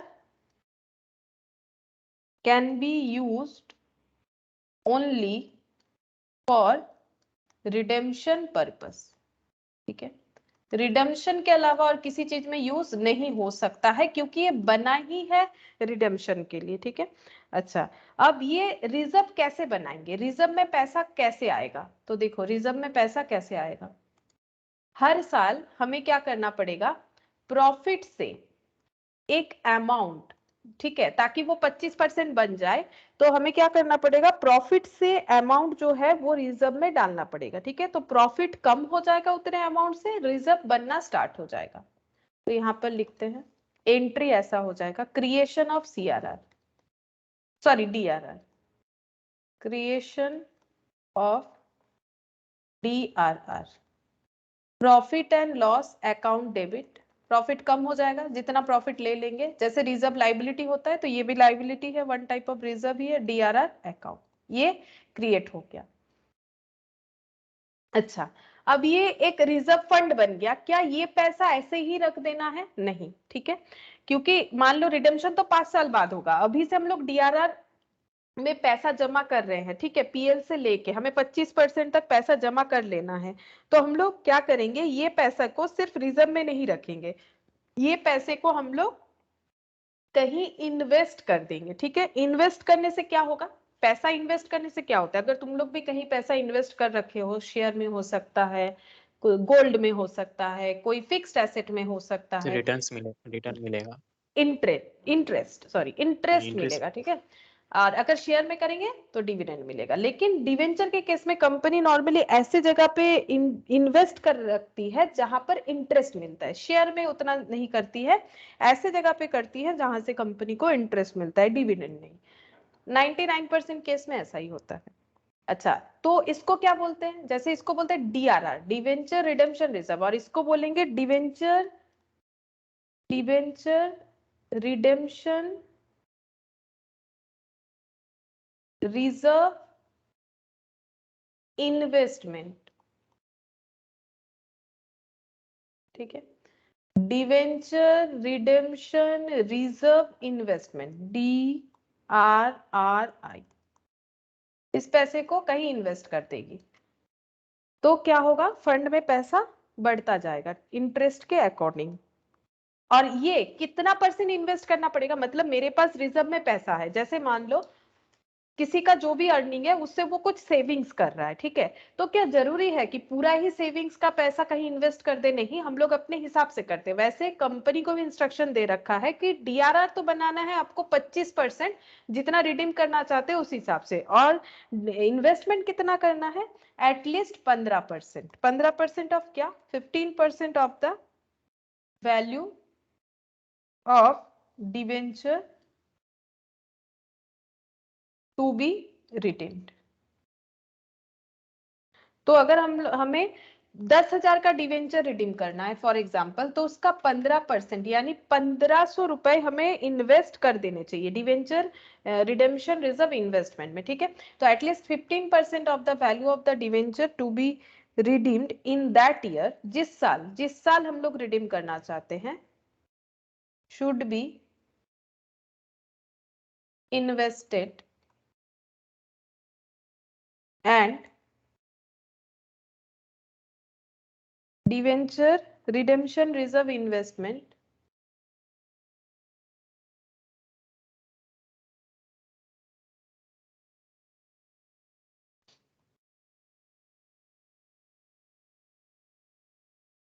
should be created। देखो, at least 15% of the value of the debenture to be redeemed in that year should be invested and debenture redemption reserve investment should be created। ठीक है, उस हिसाब से क्रिएट हो जाएगा। whatever interest earned, जो भी पैसा मिलेगा, क्योंकि इन्वेस्ट करेंगे तो इंटरेस्ट मिलेगा, whatever interest earned, ये कहां पर देना चाहिए, नॉर्मली इंटरेस्ट जो है वो पीएल में ट्रांसफर होता है, लेकिन यहां पर ये नहीं होगा, इंटरेस्ट का पैसा फंड में चला जाएगा। ठीक है, इंटरेस्ट का पैसा फंड में यानी डीआरआर में चला जाएगा, डीआरआर फंड है ना, रिजर्व फंड हो गया। whatever interest earned is on such investment, ऐसा लिख देते हैं clearly, on such investment is credited to, गलती से पीएल लिख दे रहे थे, credited to DRR account, debenture redemption reserve account में ये ट्रांसफर हो जाएगा। Next point, when all debenture are redeemed, then amount of DRR is to be transferred to general reserve. ये बताते हैं क्या होता है. If debenture are redeemed in installment,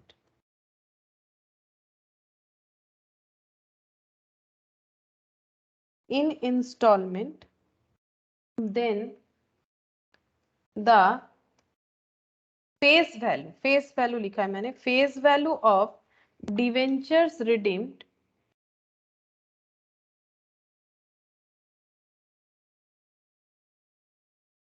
will be transferred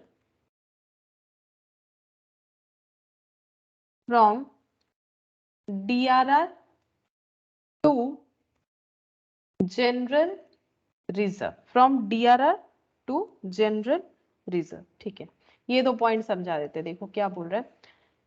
When all debentures are redeemed, जब सारा का सारा डिवेंचर रिडीम हो जाएगा तो द अमाउंट ऑफ डीआरआर, अगर डीआरआर में कोई अमाउंट बच जाता है, ठीक है, is to be transfer to general reserve, वो जनरल रिजर्व में ट्रांसफर हो जाएगा. मतलब डीआरआर नहीं अपीयर होना चाहिए, डीआरआर कैंसिल होके जनरल रिजर्व में चला जाएगा. ऐसा क्यों होता है?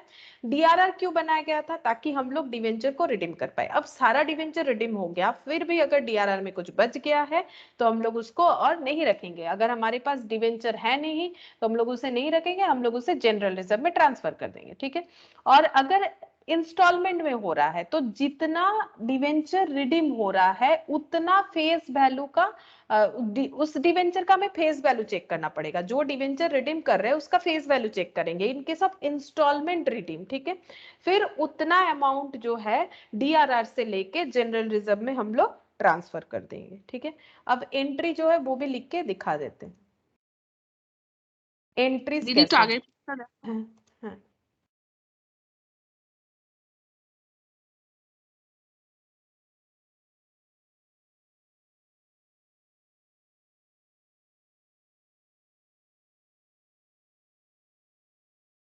होएगा. अच्छा, एंट्रीज पैटर्न क्या है पहले वो एक बार बता देते. पैटर्न ये हो गया कि पीएल से पहले ट्रांसफर हो जाएगा डीआरआर में. ठीक है, डीआरआर से कहाँ चला जाएगा? डीआरआर को हम लोग और भी एक नाम बोल सकते हैं, डिवेंचर रिडेम्पशन रिजर्व को हम लोग बोल सकते हैं डिवेंचर रिडेम्पशन फंड. ठीक है, ये मैंने फंड लिख दिया. चलो बाकी तो पता ही है, debenture redemption fund, debenture redemption reserve एक ही बात है. या फिर और एक पॉइंट भी बोला जाता है सिंकिंग फंड. ठीक है, इसको हम लोग बोलते हैं सिंकिंग फंड, इसको सिंकिंग फंड भी बोला जाता है. तो पीएल प्रॉफिट से पैसा लेके ट्रांसफर कर दिया जाएगा. कहां पर? प्रॉफिट से पैसा लेके ट्रांसफर कर दिया जाएगा डीआरआर या डीआरएफ या सिंकिंग फंड में. फिर वो पैसा कहां चला जाएगा? वो पैसा इन्वेस्ट कर देना है, जिसको हम लोग बोल सकते हैं डिवेंचर रिडेम्पशन रिजर्व इन्वेस्टमेंट, जो नाम मैंने पूरा लिखवा दिया, या फिर डिवेंचर रिडेम्पशन फंड इन्वेस्टमेंट. ठीक है, फंड इन्वेस्टमेंट या फिर सिंकिंग फंड इन्वेस्टमेंट. अगर डेप्रिसिएशन किसी ने तो तुम लोगों ने किया तो होगा 11-12 में, लेकिन हमेशा सिंकिंग फंड वाला कंसेप्ट नहीं होता है. वो एक्चुअली होता नहीं है 11-12 में, कोई बोर्ड में मुझे नहीं लगता सिंकिंग फंड वाला कंसेप्ट होता है. ये सीए फाउंडेशन में होता है, सीएमए वाले में भी नहीं होता है. तो वो सिंकिंग फंड का कंसेप्ट होता है वहां पर. तो सेम वैसा ही कंसेप्ट यहाँ पर भी होता है. ठीक है, अच्छा, अब यहाँ से यहाँ से क्या जनरेट हो जाएगा? यहाँ से जनरेट हो जाएगा इंटरेस्ट, क्योंकि हम लोगों ने इन्वेस्ट किया है. अब ये इंटरेस्ट का जो पैसा है ये कहाँ पर ट्रांसफर हो जाएगा? इंटरेस्ट का पैसा जो है ये फंड में जाके ऐड हो जाएगा. ये इस तरह से सर्कुलेट होगा. ठीक है, अब इसी बेसिस पे हम लोग एंट्रीज जो है वो पास करेंगे. ठीक है, तो पहला एंट्री हो जाएगा. पहले हम लोग क्या करेंगे? पीएल जो है, पीएल से डीआरआर क्रिएट करेंगे. ठीक है, तो पीएल डेबिट हो जाएगा, profit and loss account debit. DRR create कर रहे हैं, प्रॉफिट से पैसा ले लिया, रिजर्व बना लिया, तो डिवेंचर, रिडेम्पशन, रिजर्व। ठीक है, ये मैंने पहले भी एंट्री करके दिखाया, ये देखो पहले भी मैंने ये वाला एंट्री करके दिखाया। अब नेक्स्ट क्या हो जाएगा, डीआरआर से हम लोग पैसा लेके कहाँ ट्रांसफर कर रहे हैं, डीआरआर से पैसा लेके हम लोग इन्वेस्टमेंट में ट्रांसफर कर रहे हैं, तो इन्वेस्टमेंट खरीदना पड़ेगा। इन्वेस्टमेंट का मतलब क्या होता है, हम लोग किसी चीज में पैसा लगा रहे हैं तो उसे खरीदना पड़ेगा, तो पैसा कम हो जाएगा, फंड से पैसा चला जाएगा, तो क्या हो जाएगा, टू बैंक। जो भी इन्वेस्टमेंट खरीदेंगे, चाहे वो कैसा भी इन्वेस्टमेंट क्यों ना हो, तो उसके लिए तो टू बैंक हो जाएगा, कैश का आउटफ्लो हो जाएगा, डीआरआर से अमाउंट कम हो जाएगा जितना हम लोग यूज कर लेंगे फंड का पैसा, तो DRR account debit to bank. ठीक है, ये हो गया, हम लोगों ने इन्वेस्टमेंट खरीद लिया। ठीक है, अब इन्वेस्टमेंट खरीद लिया, अब हमें क्या हो जाएगा, अब हमें इंटरेस्ट मिलेगा इन्वेस्टमेंट से, तो इंटरेस्ट मिलने का एंट्री क्या होता है, बैंक अकाउंट डेबिट टू क्या हो जाएगा, टू इंटरेस्ट ऑन क्या हो जाएगा, इंटरेस्ट ऑन इन्वेस्टमेंट, ऐसे लिख सकते हैं। जो इन्वेस्टमेंट खरीदा है, नाम दे देता है क्वेश्चन में कि ये इन्वेस्टमेंट हम लोगों ने खरीदा, हम लोगों ने गवर्नमेंट बॉन्ड खरीदा है, तो नाम देना पड़ेगा to interest on government bond, इस तरह से नाम देना पड़ेगा। ठीक है, तो हम लोगों ने फंड का पैसा यूज किया और इन्वेस्टमेंट खरीद लिया, चाहो तो तुम लोग नरेशन लिख सकते हो, यहाँ पर हो जाएगा डीआरआर क्रिएटेड, डीआरआर हम और बीइंग ऐसे नहीं लिख रहे, जस्ट यहाँ पर लिख देते हैं डीआरआर क्रिएटेड, यहाँ पर लिख देंगे इन्वेस्टमेंट परचेज। ठीक है, और यहाँ पर क्या लिखेंगे, इंटरेस्ट रिसिप्ट। अब इंटरेस्ट जो है वो ईयरली क्वार्टरली जैसे डील होता है उस तरह से मिल जाएगा। ठीक है, अच्छा, फोर्थ नंबर पॉइंट में जब इंटरेस्ट मिल गया, अब इंटरेस्ट के पैसे नॉर्मली चले जाते हैं पीएल में, लेकिन यहाँ पर पीएल में नहीं जाएगा, कहाँ पर चला जाएगा, अभी मैंने बताया, ये देखो ये वाला ही तो हम लोग कर रहे हैं, इसका एंट्री कर लिया, ये एंट्री कर लिया, ये एंट्री कर लिया, अब इंटरेस्ट का भी एंट्री हो गया, अब इंटरेस्ट का पैसा ट्रांसफर हो जाएगा डीआरआर फंड में, तो फंड जो है उसका अमाउंट जो है इंक्रीज हो जाएगा, तो यहाँ पर लिखेंगे interest on investment to DRR, तो ये हो गया इंटरेस्ट ट्रांसफर टू डीआरआर, यही रूल्स होता है, डीआरआर में ट्रांसफर कर दो, फंड का पैसा फंड में ट्रांसफर कर देंगे। ठीक है, अच्छा, अब क्या हो गया, इस तरह से चलता जाएगा जब तक हमें डिवेंचर रिडीम नहीं करना है, तब तक हम लोग क्या करेंगे, इस तरह से इंटरेस्ट जो है वो हमें इन्वेस्टमेंट से मिलता जाएगा, हम लोग अलग अलग इन्वेस्टमेंट खरीद सकते हैं, क्योंकि यहाँ पर बोला है एटलीस्ट, कम से कम इतना। ठीक है, एटलीस्ट 15%, इससे ज्यादा भी हम लोग इन्वेस्ट कर सकते हैं, फंड हम लोग उससे ज्यादा भी बना सकते हैं ना, क्योंकि देखो यहाँ पर क्या बोला है, एटलीस्ट 25%, उससे ज्यादा भी कर सकते हैं, प्रॉब्लम नहीं है। ठीक है, लेकिन कंपनी ज्यादा थोड़ी ना पैसा इसमें फंसाएगी, मतलब एक जो लॉ बोल रहा है उतना करेगी, बाकी डिपेंड करेगा कंपनी कैसे सोच रही है। तो ये देखो यहाँ पर इस तरह से जो है सर्कुलर होता जाएगा। ठीक है, अब जब रिडेम्पशन का बारी आएगा तब कंपनी क्या करेगी, रिडेम्पशन करेगी, तो रिडेम्पशन करने के लिए ड्यू एंट्री पास करेगी, तो क्या हो जाएगा, परसेंटेज ऑफ डिवेंचर जो भी होगा, डिवेंचर डेबिट हो जाएगा, डेबिट, और अगर प्रीमियम है तो प्रीमियम, प्रीमियम पे अगर रिडीम हो रहा है तो premium on redemption debit to हो जाएगा, किसे ड्यू करेगी, डिवेंचर होल्डर को। ठीक है, डिवेंचर होल्डर को ड्यू कर लेगी, ये हो गया बीइंग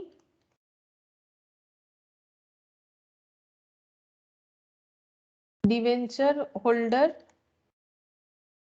ड्यू। ठीक है, डिवेंचर होल्डर को हम लोगों ने ड्यू कर लिया।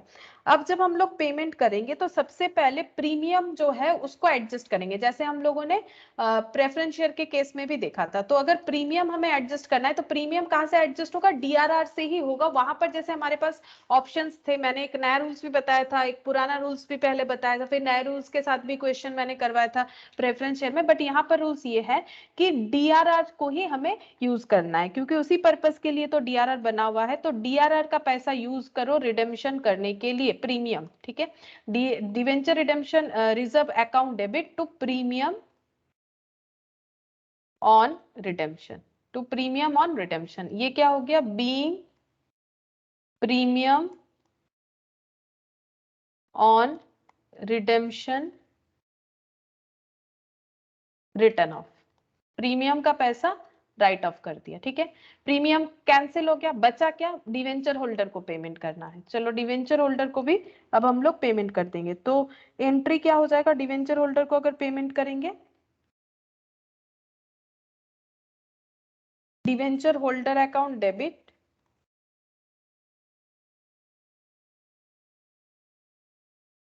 To bank, be amount paid to debenture holder, ठीक है।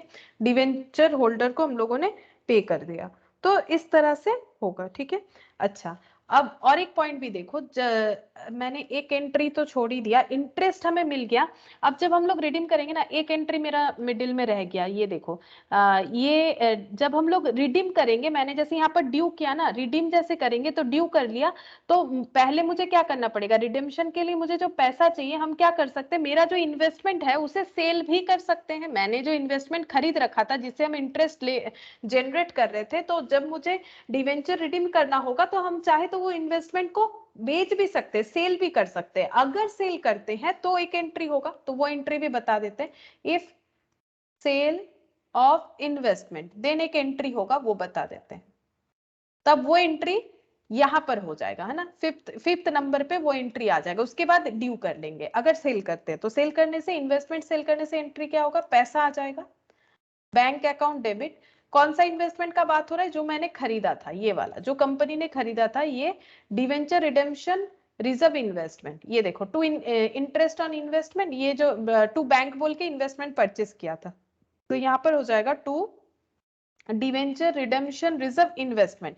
ये इन्वेस्टमेंट हम लोगों ने बेच दिया। अब इन्वेस्टमेंट जो बेच रहे हैं वो अगर प्रॉफिट में बेचते हैं, ठीक है, इन्वेस्टमेंट जो अगर बेच रहे हैं उसमें प्रॉफिट भी हो सकता है, लॉस भी हो सकता है। तो अगर प्रॉफिट होगा तो वो कहां पर जाएगा, प्रॉफिट होगा तो भी वो डीआरआर में जाएगा, पीएल में यहाँ पर कुछ नहीं होगा, क्योंकि डीआरआर की वजह से ही इन्वेस्टमेंट परचेस, ये कंपनी अपना अलग से कुछ इन्वेस्टमेंट परचेस नहीं कर रही है, क्योंकि डिवेंचर इशू किया था तभी इन्वेस्टमेंट परचेस कर रही है, वो भी फंड क्रिएट करके, ठीक है।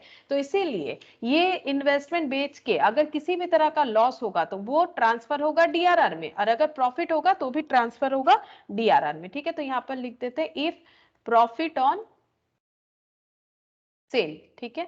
और अगर लॉस हुआ तो यहां पर हो जाएगा डीआरआर, डीआरआर डेबिट, ठीक है। यहां पर लिख देते हैं इफ लॉस ऑन सेल, ठीक है। अगर सेल पे लॉस हुआ तो जैसे देखो हम लोग पीएल करते हैं, उसके जगह ये नॉर्मल एंट्री है ना, bank account debit, profit and loss account debit to investment. मान लो 10 रुपए का इन्वेस्टमेंट था, 8 रुपए मिला, तो bank account debit 8 rupees, PL debit 2 rupees, to investment 10 rupees. तो यहाँ पर पीएल के जगह डीआरआर होगा, ठीक है। और अगर प्रॉफिट हुआ तो क्रेडिट होगा, ये तो हमें पता ही है, प्रॉफिट हुआ तो क्रेडिट होगा। तो ये सारा एंट्री मैंने यहाँ पर देखो बता दिया, ठीक है। ये किस तरह से ये पैटर्न होगा, तो इसी के ऊपर हम लोग क्वेश्चन भी कर सकेंगे, तो ये एंट्री समझना जरूरी है। अच्छा, अब जो मैंने बताया था कि ऐसे कौन कौन कंपनी है जिन्हें डीआरआर नहीं बनाना पड़ता है, तो देखो, company exempt from creating DRR. First, all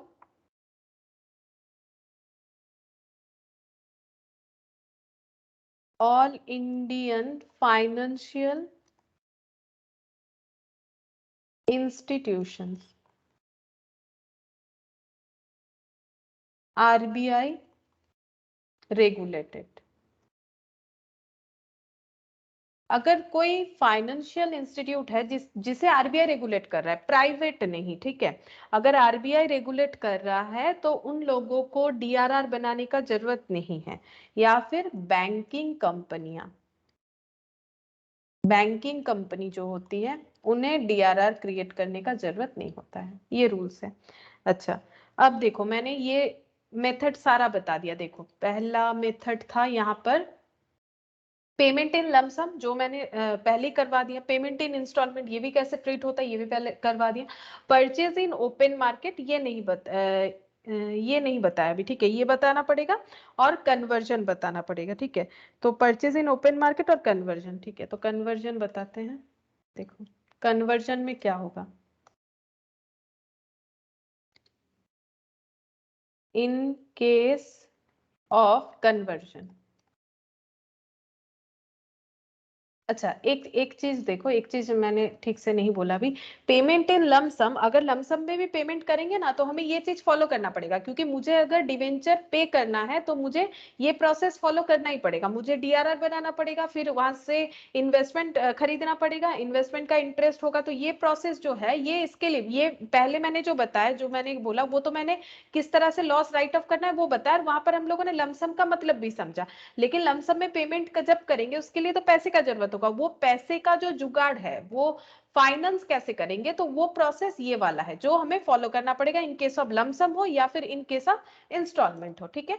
और कन्वर्जन के केस में क्या होगा, कन्वर्जन के केस में भी ये सारा प्रोसेस फॉलो होगा, same to same process follow होगा, बट जब पेमेंट होगा, ये जो मैंने डिवेंचर होल्डर को ड्यू किया और पेमेंट किया, ये थोड़ा सा अलग हो जाएगा, ठीक है, ये पॉइंट अलग हो जाएगा। वन पॉइंट सही रहेगा, वहां भी पीएल से डीआरआर क्रिएट करना है, डीआरआर से इन्वेस्टमेंट खरीदना है, इन्वेस्टमेंट से इंटरेस्ट रिसीव होगा, फिर उस इंटरेस्ट के पैसे को डीआरआर में देना है, फिर डिवेंचर होल्डर को ड्यू करना है, यहां तक ठीक है। लेकिन जब हम लोग डिवेंचर होल्डर को पेमेंट करेंगे, फिर प्रीमियम होगा तो उसे इस तरह से रिडीम करेंगे, लेकिन जब पेमेंट करेंगे तब क्या होगा, ये एंट्री देखो, पेमेंट का एंट्री चेंज हो जाएगा। पेमेंट का एंट्री कैसे हो जाएगा, ऐसे, डिवेंचर होल्डर अकाउंट डेबिट, सिर्फ पेमेंट का एंट्री चेंज होगा, ठीक है। यहाँ पर तुम लोग अपने हिसाब से ब्रैकेट में लिख लो, all entries same except payment, payment to debenture holder, ये वाला चेंज हो जाएगा, ठीक है। डिवेंचर होल्डर अकाउंट डेबिट इसलिए चेंज होगा क्योंकि हम लोग क्या कर रहे हैं, कन्वर्जन कर दे रहे हैं, उनको पेमेंट नहीं कर रहे हैं। अगर ऐसा भी हो सकता है कि थोड़ा पेमेंट थोड़ा कन्वर्जन, अगर ऐसा दिया हुआ है तो एक बार टू बैंक लिख देंगे जितना पैसे में दे रहे हैं, ठीक है। बाकी अगर हम लोगों ने उन्हें इक्विटी शेयर कैपिटल दिया है तो इक्विटी शेयर कैपिटल लिखना पड़ेगा, उन्हें अगर इक्विटी शेयर होल्डर बना लिया है तो इक्विटी शेयर कैपिटल, ठीक है। अब जब ये शेयर इशू किया, अगर ये शेयर प्रीमियम में इशू किया तो उसमें हो जाएगा यहाँ पर एंट्री में securities premium. Equity share capital issue कर दिया प्रीमियम में तो एंट्री क्या होता है, normally bank account debit to equity share capital to securities premium, but यहाँ पर पैसा नहीं आ रहा है, उसकी जगह डिवेंचर कैंसिल हो रहा है, तो debenture holder account debit to equity share capital to securities premium. हो सकता है हम लोग उन्हें प्रेफरेंस शेयर दे दे, ठीक है, तो प्रेफरेंस शेयर कैपिटल अकाउंट, ठीक है। टू सिक्योरिटीज प्रीमियम यहाँ भी हो सकता है, लेकिन एक बार लिख दिया तो दूसरा बार लिख के कोई फायदा नहीं है, तो दोनों तरह के शेयर में ही प्रीमियम का कंसेप्ट आ सकता है, टू, या फिर हो सकता है कि हम लोगों ने उन्हें कोई डिवेंचर दे दिया, 2% ऑफ डिवेंचर, या फिर हम लोगों ने कन्वर्जन में उन्हें डिवेंचर दे दिया, ठीक है। तो ये हो गया कन्वर्जन वाला केस। कन्वर्जन में बाकी सारे एंट्री सेम रहेंगे एक्सेप्ट ये वाला एंट्री। अब हम लोग ये वाला पॉइंट करेंगे, देखो परचेज इन ओपन मार्केट, ये कैसे होता है,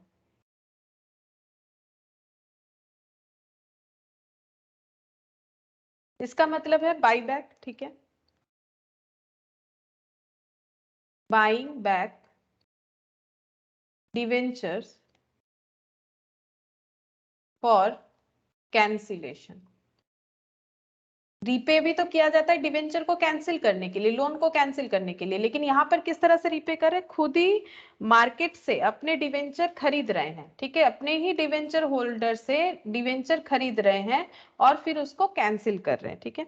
अब ये हम लोग कितने तरीके से खरीद सकते हैं, डिवेंचर जब हम लोग खरीदेंगे तो हो सकता है कि हम लोग उसका प्राइस दो तरह से बता सकते हैं, एक होता है एक्सक्लूडिंग ऑफ इंटरेस्ट प्राइस और एक होता है इंक्लूडिंग ऑफ इंटरेस्ट प्राइस, ठीक है, समझाते हैं क्या होगा।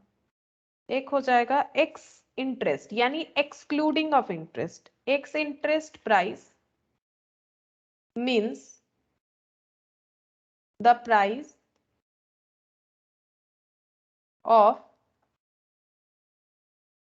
परचेज excluded the interest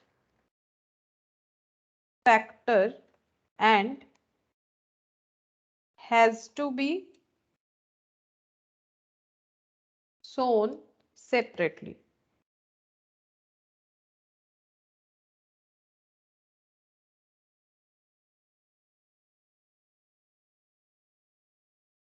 अच्छा, नेक्स्ट हो जाएगा कम इंटरेस्ट, CUMINTT,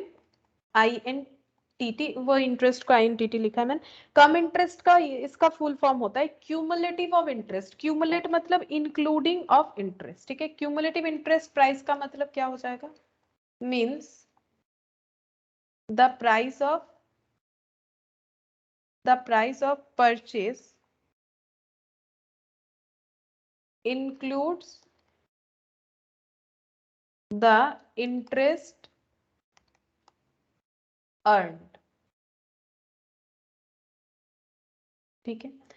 तो एक्स इंटरेस्ट और कम इंटरेस्ट, यहाँ पर बोल रहा है कि एक्स इंटरेस्ट का मतलब क्या होता है, डिवेंचर का प्राइस। जैसे मार्केट, ओपन मार्केट से खरीद रहे हैं, ठीक है, हम लोगों ने अपने डिवेंचर होल्डर को ऑफर किया कि हम लोगों को डिवेंचर खरीदना है, हम लोगों ने एक प्राइस ऑफर कर दिया, ठीक है।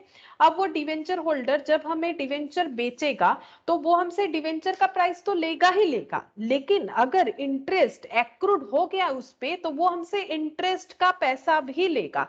तो अगर इंटरेस्ट का पैसा ऐड करके बताता है प्राइस तो उसे बोलते हैं क्यूमुलेटिव इंटरेस्ट, ठीक है। और अगर इंटरेस्ट का पैसा विदाउट ऐड करके बताता है उसे हम लोग बोलते हैं excluding of interest price. Interest तो हमें देना ही पड़ेगा, कंपनी को इंटरेस्ट देना पड़ेगा। मतलब क्यों देना पड़ेगा, देखो जैसे यहाँ पर समझाते हैं। सपोज 31 दिसंबर को इंटरेस्ट पेड हुआ था, ठीक है। इसके बाद कंपनी ने ऑफर निकाला कि हम लोग क्या करना चाहते हैं, हम लोग करना चाहते हैं परचेज इन ओपन मार्केट, मतलब हम लोग बाई बैक करना चाहते हैं अपने डिवेंचर को। उन्होंने ऑफर निकाला, ठीक है, और उन्होंने बोला कि हम लोग 1 फेब को परचेज करना चाहते हैं डिवेंचर।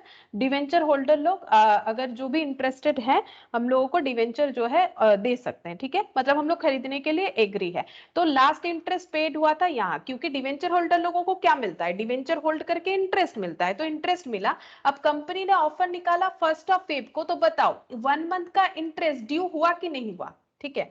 अगर एक साल में मान लो ये कंपनी जो है साल में 2 बार इंटरेस्ट देती है, एक बार 30 जून को देती है और एक बार 31 दिसंबर को देती है, ठीक है। 30 जून 31 दिसंबर, तो 31 दिसंबर को मान लो यहाँ पर डिवेंचर का इंटरेस्ट पे हो गया। अब नेक्स्ट इंटरेस्ट कब पे होने वाला था, नेक्स्ट इंटरेस्ट पे होने वाला था जून को, ठीक है। तो जून कब आएगा, यहाँ पर आएगा 30 जून को आएगा। तो नेक्स्ट इंटरेस्ट मिलेगा जून को, लेकिन उसके पहले कंपनी ने ऑफर निकाला कि 1 फेब को कि हम लोग ओपन मार्केट से डिवेंचर परचेस करना चाहते हैं, जो भी अपना डिवेंचर बेचना चाहते हैं बेच दीजिए। तो जो अपना डिवेंचर का प्राइस बताएगा वो डिवेंचर का प्राइस तो बताएगा ही, उसके साथ साथ वो 1 मंथ का इंटरेस्ट भी लेगा, डिवेंचर के प्राइस के साथ वो भी ऐड करेगा। क्यों, क्योंकि डिवेंचर का इंटरेस्ट किसे मिलता है पता है, डिवेंचर का इंटरेस्ट उसे मिलता है जो इंटरेस्ट डेट पे उस डिवेंचर को होल्ड कर रहा है, ठीक है। तो 30 जून को जब फिर से इंटरेस्ट मिलेगा, क्योंकि कंपनी अगर उस डिवेंचर को कैंसिल नहीं करती है, 2 तरह का कंसेप्ट होता है यहाँ पर, तो मैंने बोला है फॉर कैंसिलेशन, कंपनी मार्केट से डिवेंचर होल्डर से खुद ही डिवेंचर खरीदी फिर उसे कैंसिल करती, ठीक है। लेकिन अगर नहीं कैंसिल करती है तो उसके बाद कब इंटरेस्ट मिलेगा, 30 जून को। तो जो बेच रहा है उसका तो 1 मंथ का उसने होल्ड किया इंटरेस्ट, तो बेसिकली सोचो कि नेक्स्ट इंटरेस्ट 30 जून को मिलेगा और कंपनी मान लो कैंसिल नहीं कर रही है अपना डिवेंचर, तो 30 जून को कंपनी जो है फिर से इंटरेस्ट देगी, वो खुद को ही इंटरेस्ट देगी और उन सारे डिवेंचर होल्डर को भी देगी जिन्होंने अपना डिवेंचर नहीं बेचा, ठीक है। बाईबैक में सभी अपना डिवेंचर बेच दे कंपनी को, ऐसा जरूरी नहीं। तो अब क्या होता है, मान लो अगर कंपनी कैंसिल नहीं करती है तो डिवेंचर का ओनर कौन कौन हो जाता है, कंपनी खुद ही अपने डिवेंचर का ओनर, और ऊपर से वो लोग जिन्होंने नहीं बेचा, तो कंपनी फिर से इंटरेस्ट देगी 30 जून को। तो अब किसे डिवेंचर का इंटरेस्ट मिलेगा, उन सारे लोगों को जो डिवेंचर के होल्डर है। तो कंपनी भी है, खुद कंपनी भी अपने डिवेंचर का होल्डिंग रख रही है और अदर्स भी है, ठीक है। तो इनको इंटरेस्ट मिलेगा, तो ये 6 मंथ्स बाद मिलेगा। तो फिर ये जो बेच रहा है अपना इंटरेस्ट, ये इंसान जो बेच रहा है वो बोलेगा मैंने तो 1 महीने से होल्ड किया और कंपनी को या कंपनी जो मेरा डिवेंचर खरीद रही है उसे 6 महीने का इंटरेस्ट मिल जाएगा। ये तो लॉजिकल नहीं हुआ, मैंने 1 मंथ का क्योंकि होल्डिंग रखा है, मुझे मेरे 1 मंथ का इंटरेस्ट दे दो डिवेंचर के प्राइस प्राइस के साथ, डिवेंचर का जो प्राइस होगा वो तो आप दे रहे हो, मुझे इसके साथ इंटरेस्ट का जो पेमेंट है वो भी दे दो 1 महीने का, ठीक है। और आपको क्या मिलेगा, जो डिवेंचर होल्ड कर रहा है उन्हें तो 6 मंथ्स का ही इंटरेस्ट मिलेगा, ठीक है। लेकिन वो पहले ही 1 मंथ का प्राइस इनको दे रखा है। कंपनी का सोचो, कंपनी को जब 30 जून आया तो कंपनी ने इंटरेस्ट अर्न किया, अपने डिवेंचर पे खुद इंटरेस्ट अर्न किया, ठीक है। तो कंपनी को 6 मंथ्स का ही इंटरेस्ट मिलेगा। लेकिन एक चीज सोचो, अगर 6 महीने का इंटरेस्ट मान लो 600 रुपए है पर मंथ, 100 रुपए करके, ठीक है। तो 6 महीने का 600 रुपए, लेकिन जब इसने अपना डिवेंचर का प्राइस बताया होगा तब इसने 100 रुपए अपने इंटरेस्ट का बताया होगा। क्यों? क्योंकि पर मंथ 100 है, तो ये बोलेगा मैंने 1 महीना होल्ड किया था तो मुझे 100 रुपए प्लस डिवेंचर का प्राइस मान लो है 100 रुपया, तो मुझे 200 रुपया दे दो, ठीक है। जब ये दोनों प्राइस को ऐड करके बताता है तब हम लोग इसको, ये है क्यूमुलेटिव प्राइस ऑफ इंटरेस्ट, ठीक है। ये है excluding interest price of debenture, ये है क्यूमुलेटिव प्राइस ऑफ डिवेंचर जिसमें इंटरेस्ट जुड़ा हुआ है। बट इंटरेस्ट तो कैलकुलेट होगा अगर एक्रूड हुआ है तो, नहीं तो इसका तो लॉस है ना। इसने 1 महीना अगर इंटरेस्ट जो है वो ड्यू किया है तो इसको 1 महीने का इंटरेस्ट वाला प्राइस जो है वो चाहिए, ठीक है। तो 6 मंथ्स में मान लो 600 रुपए कंपनी को मिला, लेकिन कंपनी ने तो ऑलरेडी इंटरेस्ट का 100 रुपए दे रखा था, तो कंपनी को देखो 500 ही मिला, जो कि मिलना चाहिए क्योंकि कंपनी ओरिजिनली इसे 5 महीना होल्ड कर रही है, तो 5 महीने का ही इंटरेस्ट उनको मिलना चाहिए, जो कि हम लोग बोल सकते हैं ये क्या बोले, मतलब ये लॉजिकल है, ये लॉजिकल है ना, ऐसा ही होना चाहिए। जो जितना टाइम होल्ड कर रहा है उसको इतना मिलेगा। कंपनी कहा 6 महीना होल्ड कर रहा है, अगर 6 महीना होल्ड करता तो 6 महीने का लेके जाता, ठीक है। तो अन्याय नहीं होना चाहिए, तो इसीलिए यहाँ पर क्या हुआ, इसने अपना 1 महीने का इंटरेस्ट जो है वो जोड़ के बताया प्राइस। ये देखो, ex interest price means the price of purchase excluded the interest factor and has to be shown separately, यानी ये excluding the interest factor and has been shown separately, वो एंट्री में देखेंगे। और कम इंटरेस्ट का मतलब होता है price means the cumulative interest price means the price of purchase includes the interest earn, जहां पर इंटरेस्ट अर्न जो है वो एडेड है, ठीक है। अच्छा, हम जस्ट एक एंट्री से इसको थोड़ा सा समझा देते हैं। देखो, जैसे यहां पर बाइंग बैक द डिवेंचर,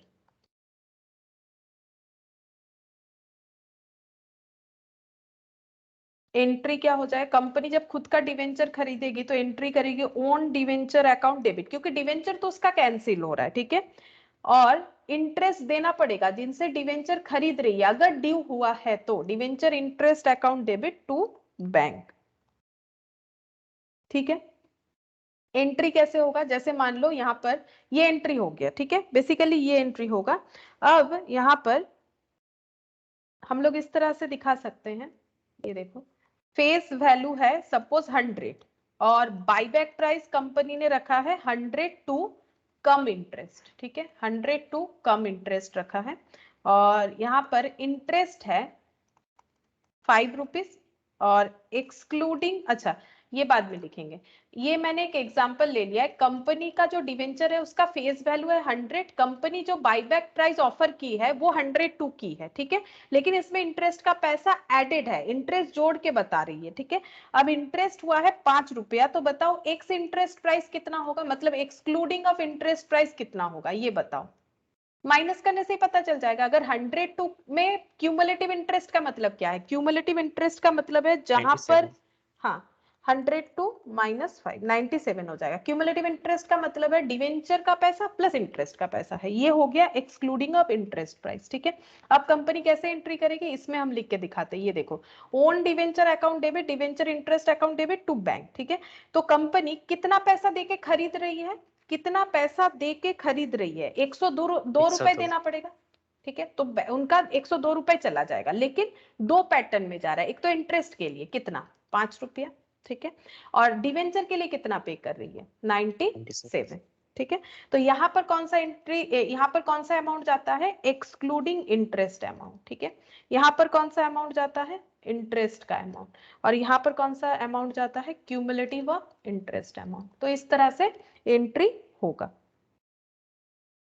अच्छा, और एक एंट्री बस, उसके बाद कंसेप्ट खत्म, बस और एक entry, cancellation the debenture. Debenture जब कैंसिल होगा तो क्या एंट्री होगा, ठीक है। ये तो हो गया मार्केट से परचेस कर लिया कंपनी ने। अगर कंपनी डिवेंचर कैंसिल कर देती है तब एंट्री क्या होता है, percentage of debenture account debit, PL debit to own debenture account to capital reserve. समझाते हैं क्या हो रहा है, टू कैपिटल रिजर्व। देखो जैसे ये वाला एग्जांपल है, इसी से ही करेंगे, ठीक है। ये वाला एग्जांपल के हिसाब से ही चलेंगे। तो percentage of debenture account debit, ठीक है। कंपनी अगर अपना डिवेंचर कैंसिल करी तो कंपनी का कितने का डिवेंचर कैंसिल हो जा रहा है, क्योंकि डिवेंचर का एंट्री हमेशा फेस वैल्यू से होता है। ये तो हम लोग डे 1 से कर रहे हैं। ये जो होता है यहाँ पर डिवेंचर का एंट्री हमेशा किससे होता है, फेस वैल्यू से। तो यहाँ पर कितना हो जाएगा, 100 रुपए, ठीक है। और ओन डिवेंचर जो था, ओन डिवेंचर जो था वो कितना, ओन डिवेंचर का एंट्री हमेशा कितना से होता है, एक्स इंटरेस्ट प्राइस से। अभी हम लोगों ने देखा कि कंपनी को ओन डिवेंचर का मतलब है कितने प्राइस से खरीदना पड़ा, तो 97, ठीक है। ओन डिवेंचर में कितना आ गया, 97, ठीक है। तो यहाँ पर ब्रैकेट में लिख देते हैं, ये कौन सा प्राइस होता है, ये होता है एक्स इंटरेस्ट प्राइस। ये मैंने पहले भी एक्सक्लूडिंग इंटरेस्ट, ठीक है, 97। अब 100 रुपए की जगह 100 रुपए का चीज 97 में पब्लिक से ले लिया है, तो इसमें कंपनी का प्रॉफिट हुआ कि लॉस। देखो लॉस हुआ तो पीएल में जाएगा, प्रॉफिट हुआ तो कैपिटल रिजर्व में जाएगा, क्योंकि ये कैपिटल प्रॉफिट होता है। बताओ लॉस हुआ कि प्रॉफिट, ठीक से सोचो। 100 का डिवेंचर 97 में खरीद लिया ना, फेस वैल्यू जो था 100 और 97, तो प्रॉफिट हुआ, ठीक है, प्रॉफिट हुआ। तो कैपिटल रिजर्व में 3 रुपीज जाएगा यहाँ पर। इफ प्रॉफिट, वो मतलब मैम आप वो डेबिट में पीएल लिखे थे ना, तो मुझे लगा प्रॉफिट लॉस है। नहीं, यहाँ पर प्रॉफिट हो रहा है, क्योंकि इन दोनों का डिफरेंस हमें देखना पड़ेगा। और अगर लॉस हो गया, लॉस कब होगा, अगर यहाँ पर 102 देना पड़ता, सपोज 100 से ज्यादा, तभी लॉस हो जाता, ठीक है। तो 1 रुपए का लॉस या फिर 2 रुपीज, जैसे भी हम लोग एग्जाम्पल लेंगे। If loss on cancellation,